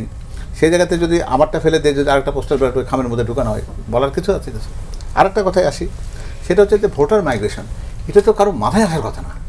এটাও যে একটা চিন্তার মধ্যে মানুষের হতে পারে যে একটা নির্দিষ্ট ব্যক্তিকে জেতাবার জন্য আমার যে জায়গাতে মনে হচ্ছে যে আমি জিতবো না, সেখান থেকে সমস্ত হাজারে হাজারে ভোটগুলোকে টেনে একটা জায়গাতে নিয়ে যাব, যে জায়গাতে আমাকে জেতাটা এনশিওর করতে হবে। সেই জায়গায় তার নাই আছে ঠিকানা, না আছে তার বাড়িঘর, না আছে তার ওখানে কোনো ব্যবসা বাণিজ্য, একটা হোল্ডিংয়ে 30 জন লোকের ভোটার তালিকাতে অন্তর্ভুক্তি রাখছে। তো এগুলোকে যদি আপনি বলেন হ্যাঁ সত্যি সত্যি ইলেকশন ইঞ্জিনিয়ারিং হচ্ছে, তো এগুলো সেগুলো বরং তাদের নিজেদের আয়নায় মুখ দেখে বোধহয় বলা উচিত। এর সাথে যদি আপনি বলেন এজেন্ট নিয়োগের ক্ষেত্রে তাদের ভেতর থেকে যে সিলেকশনের দিকে যেতে চাচ্ছেন, এর সাথে ইলেকশনের যে পোলিং অফিসার নিয়োগের যে ব্যাপারটা আছে, প্রিজাইডিং অফিসার, সেটা হয়তো সরকারিভাবে হয়তো কোনো একটা জায়গা থেকে আসবে। এদেরকে বিশেষ গোষ্ঠীর পক্ষ থেকে নেওয়ার ব্যাপারে যে আপত্তিটা করা হয়েছিল, পরে শুনছি যে না, এটা নাকি তাদেরকে ভেতর থেকে ওটাকে নেওয়া হবে। 50,000 পর্যবেক্ষক নতুন তাদেরকে অন্তর্ভুক্ত করা হয়েছে। এটার ভেতর 30,000-এর যাদের কোনো নাম ঠিকানা কিচ্ছু নেই, তাদের কোনো অস্তিত্ব নেই, যারা কোনোদিন নির্বাচন পর্যবেক্ষণের কাজটি করেননি। তার মানে কি, এই যে ব্যাপারগুলো ঘটানো হচ্ছে, বাড়ি বাড়ি গিয়ে এনআইডি নাম্বার নেওয়া হচ্ছে, বিকাশ নাম্বার নেওয়া হচ্ছে, এই সবগুলোতে ইলেকশন ইঞ্জিনিয়ারিং। এখন এর কোনটার সাথে আমার সম্পর্ক আছে আপনি বলেন? যদি এর সাথে আমার সম্পর্ক পান, আমাকে যদি বলেন, আমি ইলেকশন ইঞ্জিনিয়ারিং করছি, এটা মেনে নেব। আর যদি এই যে কতগুলো কথা বললাম, এগুলোর সাথে যাদের সম্পর্ক আছে তার বুঝতে হবে তার ইলেকশন ইঞ্জিনিয়ারিং তারাই করবার চেষ্টা করছে। অধ্যাপক doctor S M Shamim Reza, যে ইলেকশন ইঞ্জিনিয়ারিং, সেটেলমেন্টের নির্বাচন, এই অভিযোগ পাল্টাপাল্টি মওদুদ হোসেন পাভেল তো তার দলের ব্যাখ্যা দিচ্ছিলেন, আপনি কিভাবে দেখেন সামগ্রিক? আমরা যে আলোচনা করছি সেখানে খুব স্বাভাবিক যে পাভেল ভাইরা বড় দলের অংশ, বড় জোটের অংশ, এবং তারা এখন যতদূর সম্ভব অহিংস থাকবেন এবং এমন কোনো আলোচনা তারা করতে চাইবেন না যে নির্বাচনের প্রক্রিয়াকে বিঘ্নিত করে, প্রশ্নবিদ্ধ হয়। এবং একটু আগে আমরা বলেছি যে বড় দুটো জোট এবং দল কেউ কারো নাম নিচ্ছে না, আমি বলছিলাম কিন্তু বোঝা যায় কে কাকে কি বলছেন। এখন ধরুন এই মুহূর্তে পাভেল ভাইকে যদি আরো কয়েক ঘন্টা ধরে রাখি, তার পক্ষে কিন্তু এত ক্রিটিক্যাল হওয়া সম্ভব হবে না যত নাগরিক হিসাবে আমরা হব, কারণ তিনি একটা প্রক্রিয়ার অংশ, তার যে কোনো বক্তব্যই অন্যভাবে ব্যাখ্যা করবার হয়তো একটা সুযোগ থাকবে। আমার কাছে যে জিনিসটা মনে হচ্ছে যে এই ইঞ্জিনিয়ারিংয়ের প্রসঙ্গ উঠছে, কিন্তু আমরা যদি সরকারের দিক থেকে বলি, আমরা এখন আর হ্যাঁ ভোটে ভোট দিন এটা নিয়ে আর খুব বেশি কথা বলছি না। আমরা এর আগে বেশ কিছু বলেছি, বিএনপি আহ্বান জানাচ্ছে, দলের আহ্বান জানানো হ্যাঁ ভোট, আর সরকার যত আইনগত ব্যাখ্যাই দিক না কেন, এই আলোচনা পরে আমাদেরকে আবারও করতে হবে। আজিজ ভাই আছেন, রতন ভাই সবাই আছেন, এটা তো মনে রাখবেন যে প্রক্রিয়ায় আপনি রাষ্ট্রের কর্মচারী, ব্যাংক, বেসরকারি বা দাতব্য প্রতিষ্ঠান থেকে শুরু করে প্রত্যেককে যুক্ত করে জনগণের সার্বভৌমত্বকে অগ্রাহ্য করে আপনি একটা আইনি ব্যাখ্যা দিয়ে বলছেন যে এইভাবে আপনাকে ভোট দিতে হবে। এবং কোনো প্রচার অভিযান, আমরা তো এগুলো নিয়েই কাজ করেছি সারা জীবন, যদি সেটার দৃশ্য দেখেন যে সব চিহ্নগুলো ব্যবহার করা হচ্ছে, যেভাবে দেওয়া হচ্ছে, সেটা যথেষ্ট পর্যবেক্ষণের বিষয়। তার মানে কি জনগণ কোনো অগ্রগতি হয়নি? সে কিছুই জানে না, সে কোনো কিছুই বোঝে না, মানে ওই কথাগুলোর সাথে যদি যোগ করি। কিন্তু এই যতটা জোর, যতটা বিনিয়োগ, যতটা অর্থ তারা এর পেছনে ব্যয় করছেন গণভোটের এই প্রসঙ্গে একটা অবস্থান নিয়ে, ততটা কি তারা এখানে সচেতন করার ক্ষেত্রে সরকার ব্যবহার করছে কিনা? টাকাটা তো আপনার আমারই, তো আমারও তো অধিকার আছে যে জাতীয় নির্বাচন বা সংসদ নির্বাচন নিয়ে একই রকম বলুন, কিন্তু হ্যাঁ লিখছেন ছোট করে। এবং এই এই এই এই প্রচার অভিযানে যথেষ্ট আমাদের আপত্তির জায়গা আছে, যেটা পরবর্তীতে আমরা বিশ্লেষণ করে তুলতে পারবো। এবং এইভাবে পিপলস এজেন্সিকে অবমূল্যায়ন করা, তাদের সার্বভৌমত্বকে অবলম্বন করা। আপনি গণভোটের পক্ষে বলেন, বিএনপিও তো এখন বলছে, এর আগে জামাতও বলেছে, অন্যরা বলছে, সারাদিন আপনি বলুন, কিন্তু আপনি একটা নির্দিষ্ট দিকে তাকে ধাবিত করবার চেষ্টা করছেন। এটা আমি মনে করি যে একটা বড় ত্রুটি। এটা যতই আইনি এটা সেটা অনেক পরে আপনি কি এখন সমস্ত পোস্টার ব্যানার নামাবেন? আপনি যে অসংখ্য ভিডিও চিত্র তৈরি করেছেন সেগুলো কি কালকে বন্ধ করবেন? এখন বলবে যে তোমরাও তো বলছো। রাজনৈতিক দলের অধিকার আছে, সে তো বলবে, সে তো একটা বড় অংশ হিসেবে। আমি কেন কথাগুলো বলছি যে এই আলোচনাগুলো নির্বাচনের পরে তো আপনি কোনো টকশো এটা নিয়ে করবেন না, বা আমরা কেউই করবো না, কারণ এটা তখন অতীত হয়ে যাবে। সুতরাং কথাগুলো বলা প্রয়োজন। আর একটা জিনিস বলা প্রয়োজন, আমরা যে আলোচনাটা করছি সেখানে দেখেন এই আলোচনাটাও জরুরি যে বাংলাদেশ আসলে কি ধরনের রাষ্ট্র হতে যাচ্ছে। সংস্কার তো আছে, সংস্কার নিয়ে তো আমাদের প্রত্যাশা আছে, বিএনপির প্রত্যাশা আছে, জামাতের আছে, সবার আছে, রতন ভাইদের প্রত্যাশা আছে। কিন্তু বাংলাদেশ কি একটা উদার মধ্যপন্থার দেশ হবে? সে কি একটা স্বাভাবিক গণতান্ত্রিক দেশ হবে, নাকি সে অন্য ধারার একটা দেশ হবে? সেই সিদ্ধান্ত সবসময় কিন্তু নেওয়ার সুযোগ হয় না। সবসময় আমরা এই ক্রিটিক্যাল জাংশনে পৌঁছাই না। নির্বাচন হবে, হয়তো তত্ত্বাবধায়ক সরকার পুনরুজ্জীবিত হবে, আমরা আবার পুরনো পদ্ধতিতে ফিরে আসব, এই আলোচনা তো আপনি প্রত্যেক দশকে করবেন না। আপনি কি ধর্মকে আপনার জীবনাচরণের অংশ হিসাবে রাখবেন, নাকি সে নীতি নৈতিকতা জীবনাচরণের বাইরে এসে তাকে রাষ্ট্রীয় আইন কানুন কি হবে, কাঠামো কি হবে, সংসদ কি হবে, পরিচালনা কি হবে? এই আলোচনা কিন্তু খুব বড়। আমরা যত কারিগরি বিষয় আলোচনা করছি তার কেন্দ্রে কিন্তু এইটা। এবং যে নারী বিষয়ক আলোচনা আছে, আপনি দেখেন তার দুটো গুরুত্বপূর্ণ মাত্রা আছে। একটা হচ্ছে প্রযুক্তি নিয়ে আলোচনা হচ্ছে, যে কৃত্রিম বুদ্ধিমত্তা আপনাকে অসাধারণ সাশ্রয়ী করে তুলতে পারতো। আপনি একটা সাধারণ প্রার্থী, ছোট দল, আপনি কিন্তু খুব সাশ্রয়ীভাবে এটা ব্যবহার করতে পারতেন। আপনার পরিসংখ্যান তৈরি, উপাত্ত তৈরি, আপনার ভোটারের কাছে যাওয়া, জনগণের সঙ্গে। আপনি করছেন একটা উল্টাভাবে। সেটা যেমন একটা প্রযুক্তিগত অপব্যবহার, একই সঙ্গে এই অপব্যবহারের কেন্দ্রে আছে নারী, যেটা খুব গুরুত্ব দিয়ে আমাদের দেখতে হবে। কাকে নিয়ে অপপ্রচারটা করছেন, যেটা রতন ভাই বলবার চেষ্টা করছে, যে এক তো প্রযুক্তির অপব্যবহার, এক তো সুবিধার একটা অপব্যবহার, কিন্তু তার কেন্দ্রে নারী। এখন আমি জানি না এই মুহূর্তে বিএনপির পক্ষে বলা সম্ভব কিনা বা বামদের পক্ষে বলা সম্ভব কিনা, এবং সম্ভবত আমাদের বলা প্রয়োজন, কাউকে না কাউকে এটা বলতে হবে যে দেখেন, ধর্ম তো আমাদেরও আছে, ধর্ম তো জীবনাচরণে আছে, কেউ তো আর ধর্মকে নিয়ে বাড়াবাড়িও করছি না, কমতি করছি না। কিন্তু ধর্মভিত্তিক রাষ্ট্র ব্যবস্থা, যেটা অনেক অনেক আলোচিত এবং দীর্ঘ, এটার এক ধরনের সংলাপের প্রয়োজন, বহু দশক শতক ধরে হয়তো প্রয়োজন, সেইটা একেবারে মুখের কথায় আপনি একটা পরিবর্তন আনতে যাচ্ছেন। এবং কোনো না কোনো দলের ক্ষেত্রে বলা প্রয়োজন যে যেখানে নারী আক্রান্ত হচ্ছেন, এরকম সোশ্যাল মিডিয়া প্ল্যাটফর্মে আমরা যত আলোচনা এতক্ষণ করছি নারীকে নিয়ে, সেটা সঠিক হোক কি বেঠিক হোক সেটা পরের বিষয়, অন্য কোনো কিছু নিয়ে না। আপনি খেয়াল করেন, ওদিকে হচ্ছে যে কি ইঞ্জিনিয়ারিং, আর এদিকে সোশ্যাল মিডিয়া প্ল্যাটফর্মের আলোচিত চরিত্র হচ্ছেন নারী।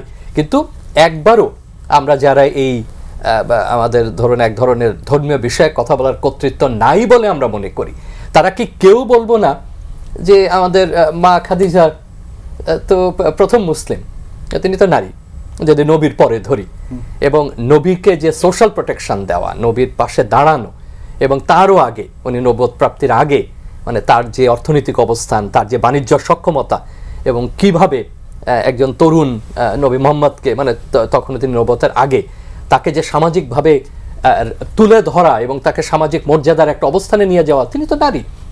তার কন্যা ফাতিমা অসম্ভব গুরুত্বপূর্ণ নারী ইসলামের ইতিহাসে। স্ত্রী আয়েশা, তার বাহিনী যুদ্ধ পরিচালনার মতো সক্ষমতা আছে। আমি যুদ্ধ কি নিয়ে কোনটা নিয়ে সেটা না।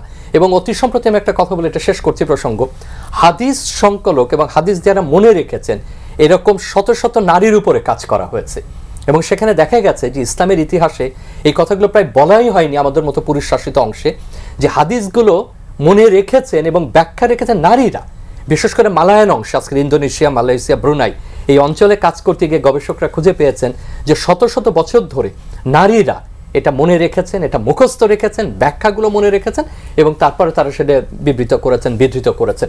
এই কথাগুলো কাউকে না কাউকে বলতে হবে, যেটা একেবারে ইসলামের প্রাথমিক পর্যায়ে ছিল, এটা বুনিয়াদি পর্যায়ে ছিল, স্বয়ং নবীর ক্ষেত্রে ঘটেছে, নবীর পরিবারের গুরুত্বপূর্ণ ব্যক্তিদের ক্ষেত্রে ঘটেছে, পরবর্তীতে অন্যদের ক্ষেত্রে ঘটেছে। অতএব মনে হলো একটা শব্দ আমি বলে দিলাম, মনে হলো যে কোনো একটা বিষয় নিয়ে আমি কারিগরি ব্যাখ্যায় দিলাম, আসলে যাচ্ছি কোন দিকে সেটাও আমি মনে করি যে কাউকে না কাউকে বলা প্রয়োজন। হয়তো আমি আগেই বলেছি যে এই মুহূর্তে বিএনপি বা বড় দলগুলো হয়তো এই বিতর্কে যেতে চাইবে না, কিন্তু যদি সুযোগ থাকে পাভেল ভাইদের, আমি মনে করি যে সেই সুযোগটাও এই কারণে বলা উচিত যে কেউ যাতে অপব্যবহার না করতে পারে আমাদের আবেগের বা ভোটারদেরকে নিয়ে। জি, এম এ আজিজ, আপনি কিছুটা যাচ্ছেন ওই বিষয় নিয়ে একটু আলোচনা করতে চাই। যে গণভোট নিয়ে যা হচ্ছে, এবং আমরা তো দেখেছি যে সরকার এবং নির্বাচন কমিশন একদম, কিন্তু আমি যে জায়গাটিতে যেতে চাচ্ছিলাম যে সংস্কার তো প্রত্যাশিত হলো না এই 1.5 বছরে, একটি আলোচনায় আছে। তারপরে এই নির্বাচন বলি, গণভোটের পরে সংবিধান সংস্কার পরিষদের যে কাজের ধরন, সময়, তার প্রক্রিয়াগত বিষয়গুলো নিয়ে এক ধরনের অস্পষ্টতা এবং আইনি জটিলতা আছে। সরকারের ক্ষমতা হস্তান্তরের বিষয়টি নিয়ে এক ধরনের বিতর্ক আছে, যে 180 দিন কি থাকবে না থাকবে, 180 দিন এই জায়গায়। আমি ওই আগেরটা বলি, নারীদের বিষয়ে এক কথায় উত্তর আমি লিখেছি বড়সড় করে। একটি দেশের উন্নয়ন এখন বিজ্ঞানের যুগে, চতুর্থ শিল্প বিপ্লবে নারী পুরুষ সমানভাবে যদি কাজ না করা যায় তাহলে দেশ উন্নত করা সম্ভব না। এক কথায় বিজ্ঞানের যুগে, যেখানে রোবট মানুষকে রিপ্লেস করে ফেলতেছে, এআই করতেছে, আইওটি করতেছে, এগুলি করতেছে। তো যাই হোক, আমি আপনার প্রশ্ন আসি। গণভোট দেখেন, আমি যেটা বলছি, গণভোট এবং গণপরিষদ নির্বাচন একসাথে হবে, একসাথে হবে। হ্যাঁ জিতবে না না জিতবে সেটা আমার আলোচনার বিষয় না। না ভোট জিতলে একরকম প্রতিক্রিয়া হবে, হ্যাঁ ভোট জিতলে আরেক রকম হবে। আমি ওটাও বিতর্ক, আমি মূল সমস্যার জায়গাটা ধরছি। ধরেন এই ভোট শেষ হলো, শেষ হওয়ার পরে যেটা আপনার অধ্যাদেশে, প্রেসিডেন্টের অধ্যাদেশে যেটা জারি করা হয়েছে, গণভোটের অধ্যাদেশ যেটা করা হয়েছে এবং গণপরিষদ, আমি তো বলি এটা সাংবিধানিক সরকার, পুরোটা অবৈধ, পুরোটা অবৈধ, আইনগতভাবে অবৈধ। কারণ সংবিধান জীবিত, সংবিধান থাকতে আপনার প্রেসিডেন্ট আদেশ দিতে পারে না, এটা অবৈধ। যাই হোক, আমি সেই আলোচনায় যাচ্ছি না। প্রশ্ন হলো যে ধরেন নির্বাচন হয়ে গেল, এখন গণপরিষদ যেটা বলছে, আলী রিয়াজ সাহেবও বলছে এবং ওই জুলাই সনদে আপনার ইয়েতেও আছে, প্রজ্ঞাপনেও আছে, সেটা হচ্ছে 180 কর্মদিবসের মধ্যে সংসদ নির্বাচন, সংবিধান সংস্কার পরিষদ, তারা সংবিধান সংস্কার পরিষদ কাজ করবে। কর্মদিবস 180 দিন মানে ধরেন 4 মাস, প্রায় 4 মাস। এরপরে এই 180 দিনের ভিতরে যা পারবে, 6 মাস, এরপরে হ্যাঁ, এরপরে কিন্তু অটো কার্যকর হবে, অটো পাস হবে, সংসদে এটা পাস করা অটো পাস হবে। তারপরে সংসদ বসবে, আরো 30 কর্মদিবস পরে প্রথম সংসদ বসবে, ধরেন আরো 7 মাস। হ্যাঁ, তাহলে তখন আপনি বলেন বিএনপি জিতলো, ধরেন জামাতি জিতলো, তারা আঙুল চুষবে বসে। ডক্টর মোহাম্মদ ইউনূসের এই থিওরি, নির্বাচন হয়ে যাবে, একটা দল তো মেজরিটি পাবে। ধরেন আমরা ধরে নিচ্ছি বড় দল বিএনপি পাবে, বিএনপি তো এমনিতে ধরা গায়ে আছে, ইউনূসের ফাটাফাটের চিপার ভিতরে আটকা পড়ছে। প্রথম থেকেই বিএনপির ভাব, নরচরণ বডি ল্যাঙ্গুয়েজ দিয়ে মনে হয় কোনো মতো নির্বাচনে গেলেই পাবলিক ভোট দেওয়ার জন্য পাগল হয়ে আছে। ভোট দিয়ে জিতাইলো, আপনি তো সরকার পাচ্ছেন না, সরকার গঠন করতে পারছেন না। এবং গণপরিষদে নির্বাচিত হবে সভাপতি আর একজন সহসভাপতি, সংসদ সদস্য কিন্তু না, মাইন্ডেড। তাহলে আপনি প্রায় কমপক্ষে 4-5 মাস পরে, 7 মাস, যদি ইউনূস সাহেব দয়া করে আর কুটচাল না চালে, তাহলে কমপক্ষে 4-5 মাস পরে আপনার সংসদ বসাতে পারবেন। এই সময়টা হচ্ছে অস্থিরতা, এই সময়টা গণপরিষদের কথা আছে, হানা ভোট নিয়ে কথা আছে, সেটা আমি বললাম না। এই 4-5 মাসের কি হবে? এখানে কি ইউনূস সাহেব কি খেলা করবে? আদৌ সরকার গঠন করতে দিবে কিনা? আমার তো মনে হয় বিএনপি বড় দল হিসেবে তার এখানে কথা বলা উচিত, ভূমিকা রাখা উচিত। জিতাই দিল জনগণ, উন্নত সরকার গঠন করতে পারবে না, তখন কি করবে? 4 মাস বয়ে থাকবে কোন সরকার? বলেন আপনি। জি, রাজকুজ্জামান রতন, এই জায়গাটিতে আমার কাছে মনে হয় যে এটা একটা কৃত্রিম ভয় তৈরি করার কোনো দরকার নাই। কারণ এই গণভোটের কোনো আইনি ভিত্তি নাই। সংসদ সেটা নির্ধারণ করবে সংবিধান কি হবে না হবে। ফলে অতীতে যে 3টা গণভোট হয়েছে তাতে কি হয়েছে? সর্বশেষ যে গণভোটটা হয়েছিল 91 সালে, সেখানে তো মাত্র 35% ভোট পড়েছিল, তার মানে 65% ভোট তো দেয়ই নাই। তার জন্য কি প্রেসিডেন্সিয়াল ফর্ম অফ গভর্নমেন্ট ফিরে আসছিল? আসে নাই তো। ফলে আমার মনে হয় এই ভয়টা ছড়ানোর দরকার নেই। এই ভয়টা মানে একটা পরিকল্পিত প্রোপাগান্ডার অংশ হিসেবে আমাদের অনেকেই যারা করছেন, যারা ক্ষমতাটাকে দীর্ঘায়িত করতে চান, দীর্ঘদিন থাকতে চান, নতুন একটা অরাজকতা তৈরি করতে চান। এবং আজিজ ভাই যে ভয়ের কথাটা বলছেন, এইরকম ভয় যারা ছড়িয়ে দিতে চান, আজিজ ভাই খুব রাইটলি পয়েন্ট আউট করছেন, এরকম একটা আতঙ্কের মধ্যে দেশটাকে তারা ফেলতে চান। ফলে এই ব্যাপারে আমার মনে হয় একটু সতর্ক থাকা উচিত। এবং এক্ষেত্রে আইন যারা ব্যাখ্যা করতে পারেন, সংবিধান ব্যাখ্যা করতে পারেন, নিশ্চয়ই তারা কিছু জায়গায় তো জটিলতা আছে। কিছুই জটিলতা হবে না, কারণ যেহেতু গণভোটের মানে আমি যেটুকু বুঝি, আমি তো খুবই সাধারণভাবে রাজনৈতিক পরিভাষা যদি বলি, গণভোটের কি ভূমিকা আছে বলুন তো? গণভোটটা একটা গণসম্মতি, কিন্তু এখনো পর্যন্ত আমাদের সংবিধান সংশোধন করতে হবে তো পার্লামেন্টেই। তো ফলে যদি এইরকম হতো, আগে যে কথাটা অনেকে চেষ্টা করেছেন, আগে গণভোট হোক, গণভোটের ফলাফলের উপর নির্ভর করে তারপরে 6 মাস পরে সংসদ নির্বাচন হোক, তাহলে হয়তো এই জটিলতাটা হতে পারতো। এখন তারা শেষ চেষ্টা হিসাবে নতুন এই একটা, কিন্তু যে 180 দিনের মধ্যে যে অটো, আমি বললাম যে এটা কেন, মানে একটা ধরুন পার্লামেন্টটা নির্বাচনের পরে কে সু করবে, কার কাছে করবে? এখন সু মন্তর পড়তে পারে কিন্তু সু করে দিতে পারবে না। এখন দুটো জিনিস আমি একটু খেয়াল করতে চাই, যে ধরুন আমাদের রাজনীতিতে এখন মূল যে সমস্যাটা এখন, সেটার থেকে যেন ফোকাসটা অন্যদিকে নিয়ে যাওয়া না হয়। 12 তারিখের নির্বাচনটা হোক, জনগণ তার একটা ভোট দেখ, ভোটের ভিত্তিতে একটা জবাবদিহিমূলক সরকার প্রতিষ্ঠিত হোক, এটাই তো আমাদের চাওয়া। আওয়ামী লীগকে কেন অভ্যুত্থানের মধ্য দিয়ে যেতে হলো? কারণ তারা নির্বাচনটাকে এমন একটা জায়গায় নিয়ে গিয়েছিল যে 14 সালের নির্বাচন, 18 সালের নির্বাচন এবং 24 সালের নির্বাচনের পরে মানুষ বুঝেছিল আওয়ামী লীগ যতদিন থাকবে ততদিন নির্বাচনে আওয়ামী লীগকে ফেল করানো যাবে না। তাহলে আওয়ামী লীগকে ফেল করানো যাবে কীভাবে? গণ অভ্যুত্থানের মধ্যে দিয়ে। ফলে তারা নিজেদের পথ তৈরি করেছেন যে এই পথ ছাড়া আর কোনো রাস্তাই নাই। ফলে পরবর্তীতে যারা আসবেন তারাও যেন এই পথ না খুঁজে নেন। এই শিক্ষাটা যদি থাকে যে হ্যাঁ, একটা সুষ্ঠু অবাধ গ্রহণযোগ্য নির্বাচনের ধারাবাহিকতা থাকুক, সেটা একটা দিক। আর একটা বিষয় খেয়াল করার মতো, দেখুন মানুষের মনস্তত্ত্বের মধ্যে এই জিনিসটা আনা উচিত। বাংলাদেশে যারা খুবই উন্মাদনার কথা বলছেন, তারা কিন্তু তাদের ছেলে মেয়েদের লেখাপড়ার জন্য আবার ইউরোপ আমেরিকাতে পাঠাতে চান, এবং তারা কিন্তু চান ভারত একটা ধর্মনিরপেক্ষ রাষ্ট্র থাকুক। তারা চান মায়ানমার একটু গণতান্ত্রিক হোক, রোহিঙ্গাদের উপর যেন নিপীড়নটা না চালায়, ভারতে যেন সংখ্যালঘু মুসলমানদের উপর নিপীড়নটা না চালায়, কিন্তু নিজের দেশের আবার সংখ্যালঘুদেরকে নানাভাবে তারা কিন্তু হয়রানির মানসিকতা পোষণ করে। তাহলে এটা একটু ভাবানো দরকার যে আমরা যখন যেতে চাই, সেটা যেতে চাই ধর্মনিরপেক্ষ দেশে, সবার অধিকার আছে সেই রকম একটা দেশে, মর্যাদা নিয়ে বাস করতে পারবো সেই রকম দেশে। তাহলে কেন বাবা আমার দেশটাকে আমি সেরকম দেশ তৈরি করতে চাই না? আমার দেশটাকে সেরকম তৈরি করতে চেষ্টা করি যে একটা গণতান্ত্রিক রাষ্ট্র হোক, একটা যাচাই এবং বাছাই করার পদ্ধতি থাকুক, একটা কথা মানুষ যেন নির্ভয়ে বলতে পারে, একটা কথা বলার কারণে তার কোপ মেরে তার গলাটাকে কেটে দেওয়ার পরিবেশটা যেন না হয়, অথবা তাকে যেন গুম হয়ে যেতে না হয়। রাস্তায়ও কোপ খেতে চাই না, অথবা বিশেষ বাহিনীর কাছে গুমও হতে চাই না। আমার যদি কথায় ভুল থাকে সেটা যাচাই হোক। পররাষ্ট্র উপদেষ্টার যে মানে মন্তব্য, তার ধারণা 55% বেশি ভোট পড়বে, এই ধরনের মন্তব্যের মানে আপনি পরীক্ষা ভালো করবেন, মোটামুটি 30-40 নাম্বার পেতেই পারেন। এই কথা বলা মানে কি? প্রথমে আপনাকে ডাউন সাইজ করে দেওয়া। বরঞ্চ তাহলে তো বলা উচিত যে আপনারা 1.5টা বছর এই যে অন্তর্বর্তীকালীন সরকার সময় চালালেন, এর মধ্য দিয়ে মানুষের ভোটের প্রতি আগ্রহটা কি কমিয়ে দিলেন কেন? যে মানুষ একটা গণতান্ত্রিক ভোটের জন্য অভ্যুত্থান করলো, তাকে আপনি 55% নিয়ে আসলেন, এর দায়িত্ব আপনাকে নিতে হবে। তার মানে এই 15 মাসে এমন পরিস্থিতি করেছেন, আওয়ামী লীগের শাসনামলে তারা যেমন ভোট বিমুখ করে ফেলেছিল, আপনারা তো সেই একই কাজ করলেন। এই কথাটা বলা উচিত। উনি হয়তো অত ভেবে বলেননি, উনি হয়তো মনে করেছেন যে 33 নাম্বার পেলে পাস, 55 বলেছি এটাই বোধহয় যথেষ্ট। কিন্তু আসলে প্রশ্ন ভোটের ক্ষেত্রে এটা যথেষ্ট নয়, বরঞ্চ উচিত ছিল যে এই নির্বাচনে আপনারা সবাই আসুন, এই নির্বাচনের মধ্য দিয়ে আপনারা নির্বাচিত করুন আপনাদের পছন্দের প্রার্থীকে। এই আহ্বানটা না জানা উচিত ছিল। যেমন করে গণভোটের প্রচারণা চালানো উচিত, তেমন করে তো নির্বাচনের প্রচারণাটাও চালানো উচিত।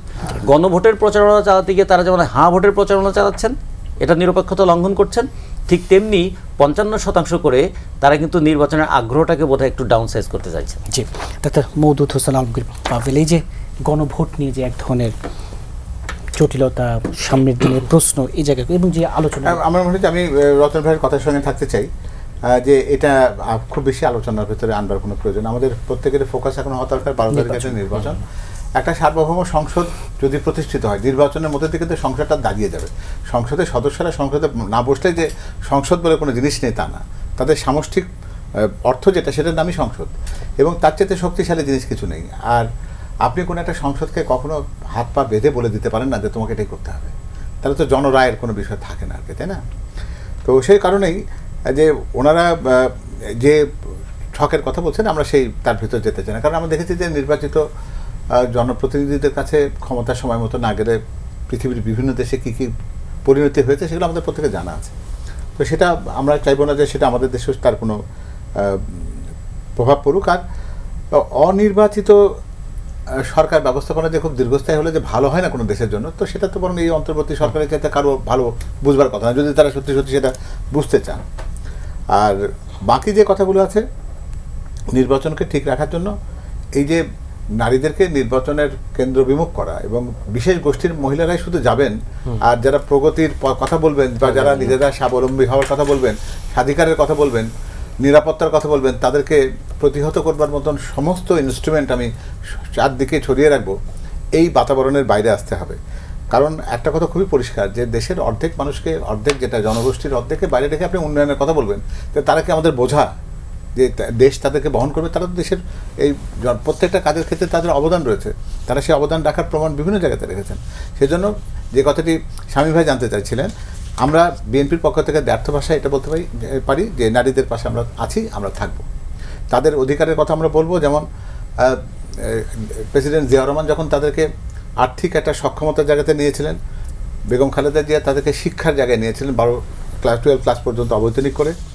আর আমরা বর্তমানে যে কর্মপরিকল্পনার কথা বলছি তার ভেতর দিয়ে এই ফ্যামিলি কার্ডকে নিয়ে অনেকে হয়তো অনেক রকম কথা বলেন, সেটা শুধু এর আর্থিক দিকটা দেখবার বিষয় না, এর মধ্যে দিয়ে একটা নারীকে তার স্বাবলম্বী করা, তার স্বনির্ভর করা, তার চেয়ে তো বড় কথা তাকে মর্যাদা এবং স্বীকৃতি দেওয়া, যে পরিবারে সে অপাংতেও নয়, তার এই কার্ডটি তাকে এই মর্যাদাটি দেবেন যে পরিবার পরিত্যক্ত হওয়ার যে ঝুঁকিটা সেটা তার অনেকটা কমে যাবে। এবং তিনি যেখানে যান না কেন এই কার্ড তাকে একটা স্বাধীন সত্তা হিসেবে, দেশের একজন নাগরিক হিসেবে স্বীকৃতি দিয়ে বাঁচার একটা অধিকার। এটাকে শুধু অর্থমূল্যে যারা বিবেচনা করে যে মাসে এই টাকা দিয়ে কি হয়, আমি বলবো তারা বোকার স্বর্গে বাস করছেন, তারা এর আভ্যন্তরীণ বা যে এর যে অন্তর্নিহিত যে ফিলসফি সেটা বুঝতে ব্যর্থ হয়েছেন। এর মধ্য দিয়ে একটা নারী বুঝবেন যে আমি একা নই, আমি আমার সন্তান বা আমার স্বামীর প্রতি যে দায়বদ্ধতা নিয়ে পরিবার চলে, যে কোনো সময় সে সেই পরিবার থেকে সে বিচ্যুত হয়ে যেতে পারে, সেই আশঙ্কা যেন তার জন্য কখনো সৃষ্টি না হয়, সেটার জন্য কিন্তু ফ্যামিলি কার্ডটি প্রবর্তনের কথা বলা হচ্ছে। সব মিলে আমরা বলি যে আমরা 12 তারিখের দিকে তাকাই, ছোটোখাটো বাকবিতণ্ড হতে পারে, আমরা বরং প্রত্যেকের প্রোগ্রামের কথা বলি, আমরা দেশের মানুষের জন্য কী করতে চাই সে কথা বলি। এই সমস্ত সমালোচনামূলক কথা কাদা ছোড়াছড়ির ভিতরে যাওয়ার কোনো দরকার নেই। আমরা একটা সুষ্ঠু নির্বাচন চাই যেখানে জনগণ তাদের ভোটাধিকার প্রয়োগ করতে পারে। একটি বিষয় আপনার মন্তব্য জানবো আমরা, বিদ্রোহী প্রার্থীদের নিয়ে বিএনপি আসলে কি ভাবছে? খবর এসেছে কমপক্ষে 46টি আসনে বিএনপি এবং তাদের যে মিত্ররা বড় চাপে পড়বে তাদের বিদ্রোহী প্রার্থীর। এইটা বিদ্রোহী কথাটা আমি বুঝতে পারছি না যে এই বিদ্রোহ ঘোষণা কোথায় কে করলো, কারণ ওনারা যাদেরকে বিদ্রোহী বলা হচ্ছে তারা কিন্তু দলের কেউ অংশ না। সুতরাং এই মুহূর্তে বিএনপি তাদের ব্যাপারে কোনো মন্তব্য করার জায়গায় নেই। তবে হ্যাঁ, যদি কেউ নিজে অনুতপ্ত বোধ করেন যে না ঠিক আছে দলের সাথে, কারণ দেখেন 3টি নির্বাচন বঞ্চিত হয়েছে দেশের মানুষ, ফলে নেতৃত্বের প্রত্যাশা বেড়েছেও। আমরা যতজনকে এই 3 নির্বাচনে সংসদ সদস্য করতে পারতাম তারা সবগুলোতে একখানে এসে তারা এবারে চাইছে, কিন্তু সেটা তো 300-র বেশি বাড়াবার সুযোগ কোথাও ছিল না, ফলে দলকে একজনকে বেছে নিতে হয়েছে। তিনি হয়তো শ্রেষ্ঠ নন কিন্তু অনেকের মধ্যে একজন। তো এই যে এক্ষেত্রে মূল বিষয়টি হবে যে আমি বাংলাদেশি জাতীয়তাবাদকে বিশ্বাস করি কিনা, বাংলাদেশের স্বাধীনতা এবং সার্বভৌমত্বকে মানতে চাই কিনা, আমি সত্যিকার অর্থে দেশে গণতান্ত্রিক উদার মধ্যপন্থী একটা বাংলাদেশ চাই কিনা, এটার পক্ষে তিনি যদি থাকেন তাহলে মূল স্রোতে তিনি আসতে পারেন। তার যদি উনি বোঝেন যে তিনি সেটা করতে চান, দল তাকে সেটাতে স্বাগত জানাবে এবং আমরা মনে করি দিন শেষে তিনিও মূল্যায়িত হবেন। তারও তো অবদান রয়েছে, তিনিও তো গত 17 বছর নির্যাতিত হয়েছেন, তিনি মামলা হামলার শিকার হয়েছেন, এই গণতন্ত্রের যুদ্ধ তো তারও অংশগ্রহণ ছিল। সুতরাং তাদের প্রতি দলের সহানুভূতি নেই এই কথা মনে করবেন। বিএনপির কোনো বিদ্রোহী প্রার্থী যদি দিন শেষে মানুষের ভোটে জিতে আসে, বিএনপিকে আবার গ্রহণ করে নেবে? আমার মনে হয় খুব স্পেকুলেশন, এটা একটা ধারণাগত প্রশ্ন, এটা বরং সেই সময়ের জন্য তোলা থাকে। জি, অধ্যাপক ডক্টর নিয়ে নিবে। জি, অধ্যাপক ডক্টর এস এম শামীম, যদি গণভোট নিয়ে আপনি কিছু বলতে না, চান? আমি গণভোটের যে জায়গাটি নিয়ে একটু ছোট করে, হাতে বেশি সময় নেই। আমরা নতুন করে আর আলোচনা এখন তুলতে চাই না। সেটা জনগণের সার্বভৌমত্বের উপরে এবং ইচ্ছার উপরে আমরা ছেড়ে দিই। তাদের উপর তো আস্থা রাখতে হবে, তারপর দেখা যাক। যেভাবে পাবেল ভাই যেমন বললেন যে এটাও তো একটা ভোট, আমরা দেখি সেটার কি অবস্থা দাঁড়ায়। আমি আগের কথাগুলো খুব দ্রুত একটু সারাংশ করে ছেড়ে দিচ্ছি যে এই আলোচনা ছোট করে, তাহলে আরেকটি বিষয় আমি চারজনের মানে একটা হলো যে আমরা যে আলোচনাটা করছিলাম, আমার দুটো তিনটা জিনিস মনে হলো। যে একটা হলো আমরা একদম শুরুতে তথ্য নিয়ে আলাপ করছিলাম, অপপ্রচার নিয়ে। আমার মনে হচ্ছে সবার প্রতি আমাদের এই আহ্বানটা থাকা উচিত যে আপনি যে কোনো বিষয় যাচাই করে নেন, সেটা রাজনৈতিক দলের ব্যক্তি হন আর এমনি সাধারণ একজন ব্যবহারকারী হন, যে কোনো জিনিস আপনি যাচাই করুন। ফ্যাক্ট চেকিংয়ের সুবিধা আছে, যারা পারেন, যারা জিনিসটা বোঝেন তারা সেটা করে নিতে পারেন। বিভিন্ন প্রতিষ্ঠান আছে এবং দলগুলো সহায়তা করতে পারে যে আপনি যে কোনো জিনিস হঠাৎ গ্রহণ করবেন না, একটু যাচাই বাছাই করে নেন। আর একটা হলো যে আমি আবারও এই কথা বলবো যে আমরা একটা বড় আদর্শিক পরিবর্তনের মুখোমুখি কিন্তু দাঁড়িয়ে আছি। যে কথাটা বারবার বলছে যে আমরা তো এই অনুষ্ঠানে আমরা অত বেশি আলোচনা করতে পারছি না যে একটা উদার মধ্যপন্থা বনাম এক ধরনের থিওক্রেটিক যে পদ্ধতি, এগুলো এত সহজ না কিন্তু আলোচনার বিষয়গুলো। কিন্তু এটা অভ্যন্তরে চলছে এবং এক ধরনের কিন্তু একটা বাতাস বইয়ে দেওয়ারও কিন্তু একটা প্রচেষ্টা আমরা লক্ষ্য করছি, যেটা নির্বাচনী ব্যবহারকে প্রভাবিত করা যেতে পারে, মানুষের আবেগকে ব্যবহার করা যেতে পারে, মানুষের দুর্বলতাকে ব্যবহার করা যেতে পারে। আমি ওই কথাটা আবারও বলবো যে বড় যে দলগুলো যারা নিজেদেরকে উদার গণতান্ত্রিক দল মনে করেন, তারা তো কখনো ধর্ম বিচ্যুত না, এবং তাদের মধ্যেও অনেক ইসলামী বিশেষজ্ঞ আছেন। এবং আমি ওই কথাটা আবারও বলবো যে নবী সাল্লাল্লাহু আলাইহি ওয়াসাল্লাম সহ তার যে দৃষ্টিভঙ্গি নারীদের প্রতি, তার স্ত্রীদের অবদান, তার কন্যাদের অবদান, এবং পরবর্তীতে যে মহিয়সী নারীরা ইসলামের বিকাশে অসাধারণ ভূমিকা রেখেছেন, যে কেবলমাত্র কয়েকজন লোকের হাতে এই ব্যাখ্যা দেওয়ার কর্তৃত্ব যেন না থাকে। তাদের মধ্যে ব্যক্তি আছে, তারাও যেমন বলেন, আমার মনে হয় যে সেটাও সমানভাবে গুরুত্বপূর্ণ। নির্বাচনে মাত্র 3 দিন আগে যুক্তরাষ্ট্রের সঙ্গে শুল্ক চুক্তি করবে অন্তর্বর্তী সরকার। এই 1.5 বছরে সংস্কারের নানা জায়গা নিয়ে আমাদের অনেক আক্ষেপ আছে সেই জায়গায়, এবং আমরা জানি যে সবশেষ গণমাধ্যম এবং এই জায়গাটিতে যে সরকারের মেয়াদ শেষে এসে এগুলো দুটোই। শুল্কের ব্যাপারটা কি এই মুহূর্তে এমন যদি হয় যে আজকেই না করলে কালকে এটা করা যাবে না, পরবর্তী নির্বাচিত সরকারের ব্যাপারটা কি এরকম যে যুক্তরাষ্ট্র আমাকে ডেডলাইন দিয়ে দিয়েছে যে আগামী 36 ঘন্টার মধ্যে যদি তুমি না করো তাহলে তুমি এই সুবিধাটা পাবে না। আমি তো মনে করি যে তো তাড়াহুড়োর কিছু নেই। আলোচনা যদি চলমান থাকে তাহলে নির্বাচিত সরকারও তো এসে সেটা আলোচনা করবে। আপনি যদি যুক্তরাষ্ট্রের রাষ্ট্রদূতের কথা ধরেন যে বাংলাদেশে গণতান্ত্রিকভাবে যে নির্বাচিত হয়ে যাবে তার সঙ্গে যুক্তরাষ্ট্র কাজ করবে, তাহলে কি এই শুল্কের ব্যাপারে যুক্তরাষ্ট্রের সঙ্গে অন্যান্য বিষয়ে কি তারা কাজ করবেন না? যে জয়ী হয়ে আসবে তার সঙ্গে কাজ করবে। গণমাধ্যমের দুটো খসড়া, গণমাধ্যম সংস্কার কমিশনের কোনো কিছুই গ্রহণ করা হয়নি, না সংস্কারে, না কোনো ডিপার্টমেন্টাল অর্ডারে, না কোনো অর্ডিন্যান্সে, কোনো জায়গায় নেই। হঠাৎ করে সম্প্রচার কমিশনের জন্য এবং গণমাধ্যমের একটা দুটো, এই দুটো আমি মনে করি সময় প্রয়োজন, চিন্তা করা প্রয়োজন। আমাদের দেখতে হবে কাঠামোটা কি, এটা আমরা আমলাতন্ত্রের মধ্যে আবার একটা আমলাতান্ত্রিক ব্যবস্থা গড়ে তুলতে যাচ্ছি কিনা, এবং যত অংশীজন আছে তাতে 3 দিনে তারা মত দিতে পারেন। এখন সবাই নির্বাচন নিয়ে ব্যস্ত, এবং এই দুটো আমি মনে করি এই মুহূর্তে খুব একটা প্রাসঙ্গিক। গুরুত্বপূর্ণ ব্যক্তিরাও বলেছেন, আমিও একজন সাধারণ নাগরিক গবেষক হিসেবে মনে করি এটার জন্য সঠিক সময় না। যে নির্বাচনের আগে এসে অন্তর্বর্তী সরকারের বেশ কিছু জায়গায় চুক্তি, নির্বাচনের 3 দিন আগে যুক্তরাষ্ট্রের সঙ্গে শুল্ক চুক্তি। 3 জন আলোচকই আমি যে একটা ফাঁক বার করছিলাম এইটাতে গুরুত্ব দিলাম। এখন আমি বলতে চাচ্ছি ওনাদেরটা ঠিক আছে, ওনারা আমি কিন্তু ওই জায়গায় স্টিক করতেছি। ইলেকশন হওয়ার পরে আমি ভয় দেখাচ্ছি না, এটা ডক্টর মোহাম্মদ ইউনূস ইন্টারন্যাশনাল চালাক, এখানে খেলবে সে। আমি এখন বলি যে দেখেন ওইটার সাথে যোগ করি, আপনি বলেন তো দেখি, শুল্ক চুক্তি এখন এই সরকার 10 দিন আগে চলে যাবে, এই চুক্তিটা তার করা উচিত কেন? এর আগে গোপন চুক্তি করছে না আমেরিকার সাথে, তারপরে তার বিমানের বোর্ডে বদলাইছে, 3টা ইলেকশন কমিশনের সেক্রেটারি, সিনিয়র সেক্রেটারি, তাকে নিয়ে বোর্ডে বসায় দিছে, বলেন তো দেখি। আর তারপরে নিরাপত্তা উপদেষ্টা, তারপরে বিদ্যুৎ উপদেষ্টা, কেন হয় কিছু বোয়িং আসবে ওটার প্রস্তাব পাশ করানোর জন্য গেছে ওখানে, অথবা ওখানে কিছু এদিক সেদিক হইতে পারে। কারণ বলেন, দ্বিতীয় আসেন প্রজাতন্ত্রের কর্মচারীদের বেতন ডাবল করার প্রস্তাব নিয়েছিল, সরে আছে। তারপরে 3,300 স্কোয়ার ফিটের ফ্ল্যাট পরবর্তী মন্ত্রী হবে, ওনার কি দরকার? এই সরকারের কি দরকার? এটাও কয় যে এখনো প্রস্তাব আছে। এটার মাথায় আসলো কেন? আবার ফেনীতে অস্ত্র কারখানা করতেছে একটা দেশকে দিয়ে, তোমার কাজ কি? তুমি তো 10 দিন পরে ইলেকশন দিয়ে তুমি নাই। এই জন্য আমি বলছি ওই ফাঁকটা এখানে সন্দেহজনক। রাজিকুজ্জামান রতন, আপনি কোনো ফাঁক দেখেন কিনা এবং নির্বাচনের আগে না, আসলে এগুলো ফাঁক- প্রয়োজন ছিল কিনা? আজিজ ভাই সাংবাদিক মানুষ, ফাঁক খুঁজে বের করেছেন। আমি রাজনীতি করে বলে আমি ফন্দি খুঁজছি, দেখছি। ফলে তারা নানা ফন্দি ফিকির করছেন, এবং সবচেয়ে বড় কথা এটাতে সবার কাছে স্পষ্ট হয়ে উঠছে তারা যে এজেন্ডা নিয়ে এসেছেন সেই এজেন্ডা শেষ করার জন্য কি অস্থির হয়ে উঠেছেন, যে 12 তারিখের আগে তাদের কমিটমেন্ট ফুলফিল করতে হবে, এজেন্ডা বাস্তবায়ন করতে হবে। তা নাহলে চট্টগ্রাম বন্দর নিয়ে এত উদ্গ্রীব, কিংবা বিমান কেনা নিয়ে এত উৎকণ্ঠা, সামরিক, আমরা এখনো পর্যন্ত একটা প্রায় মানে গাড়ি উৎপাদন করার জায়গা যায়নি, এবং সামরিক অস্ত্র উৎপাদন করার জায়গায় কেন তারপরে যেতে গাজীপুর চাচ্ছি? আছে না, হ্যাঁ, ওইটাকে এনলার্জ করতে হবে।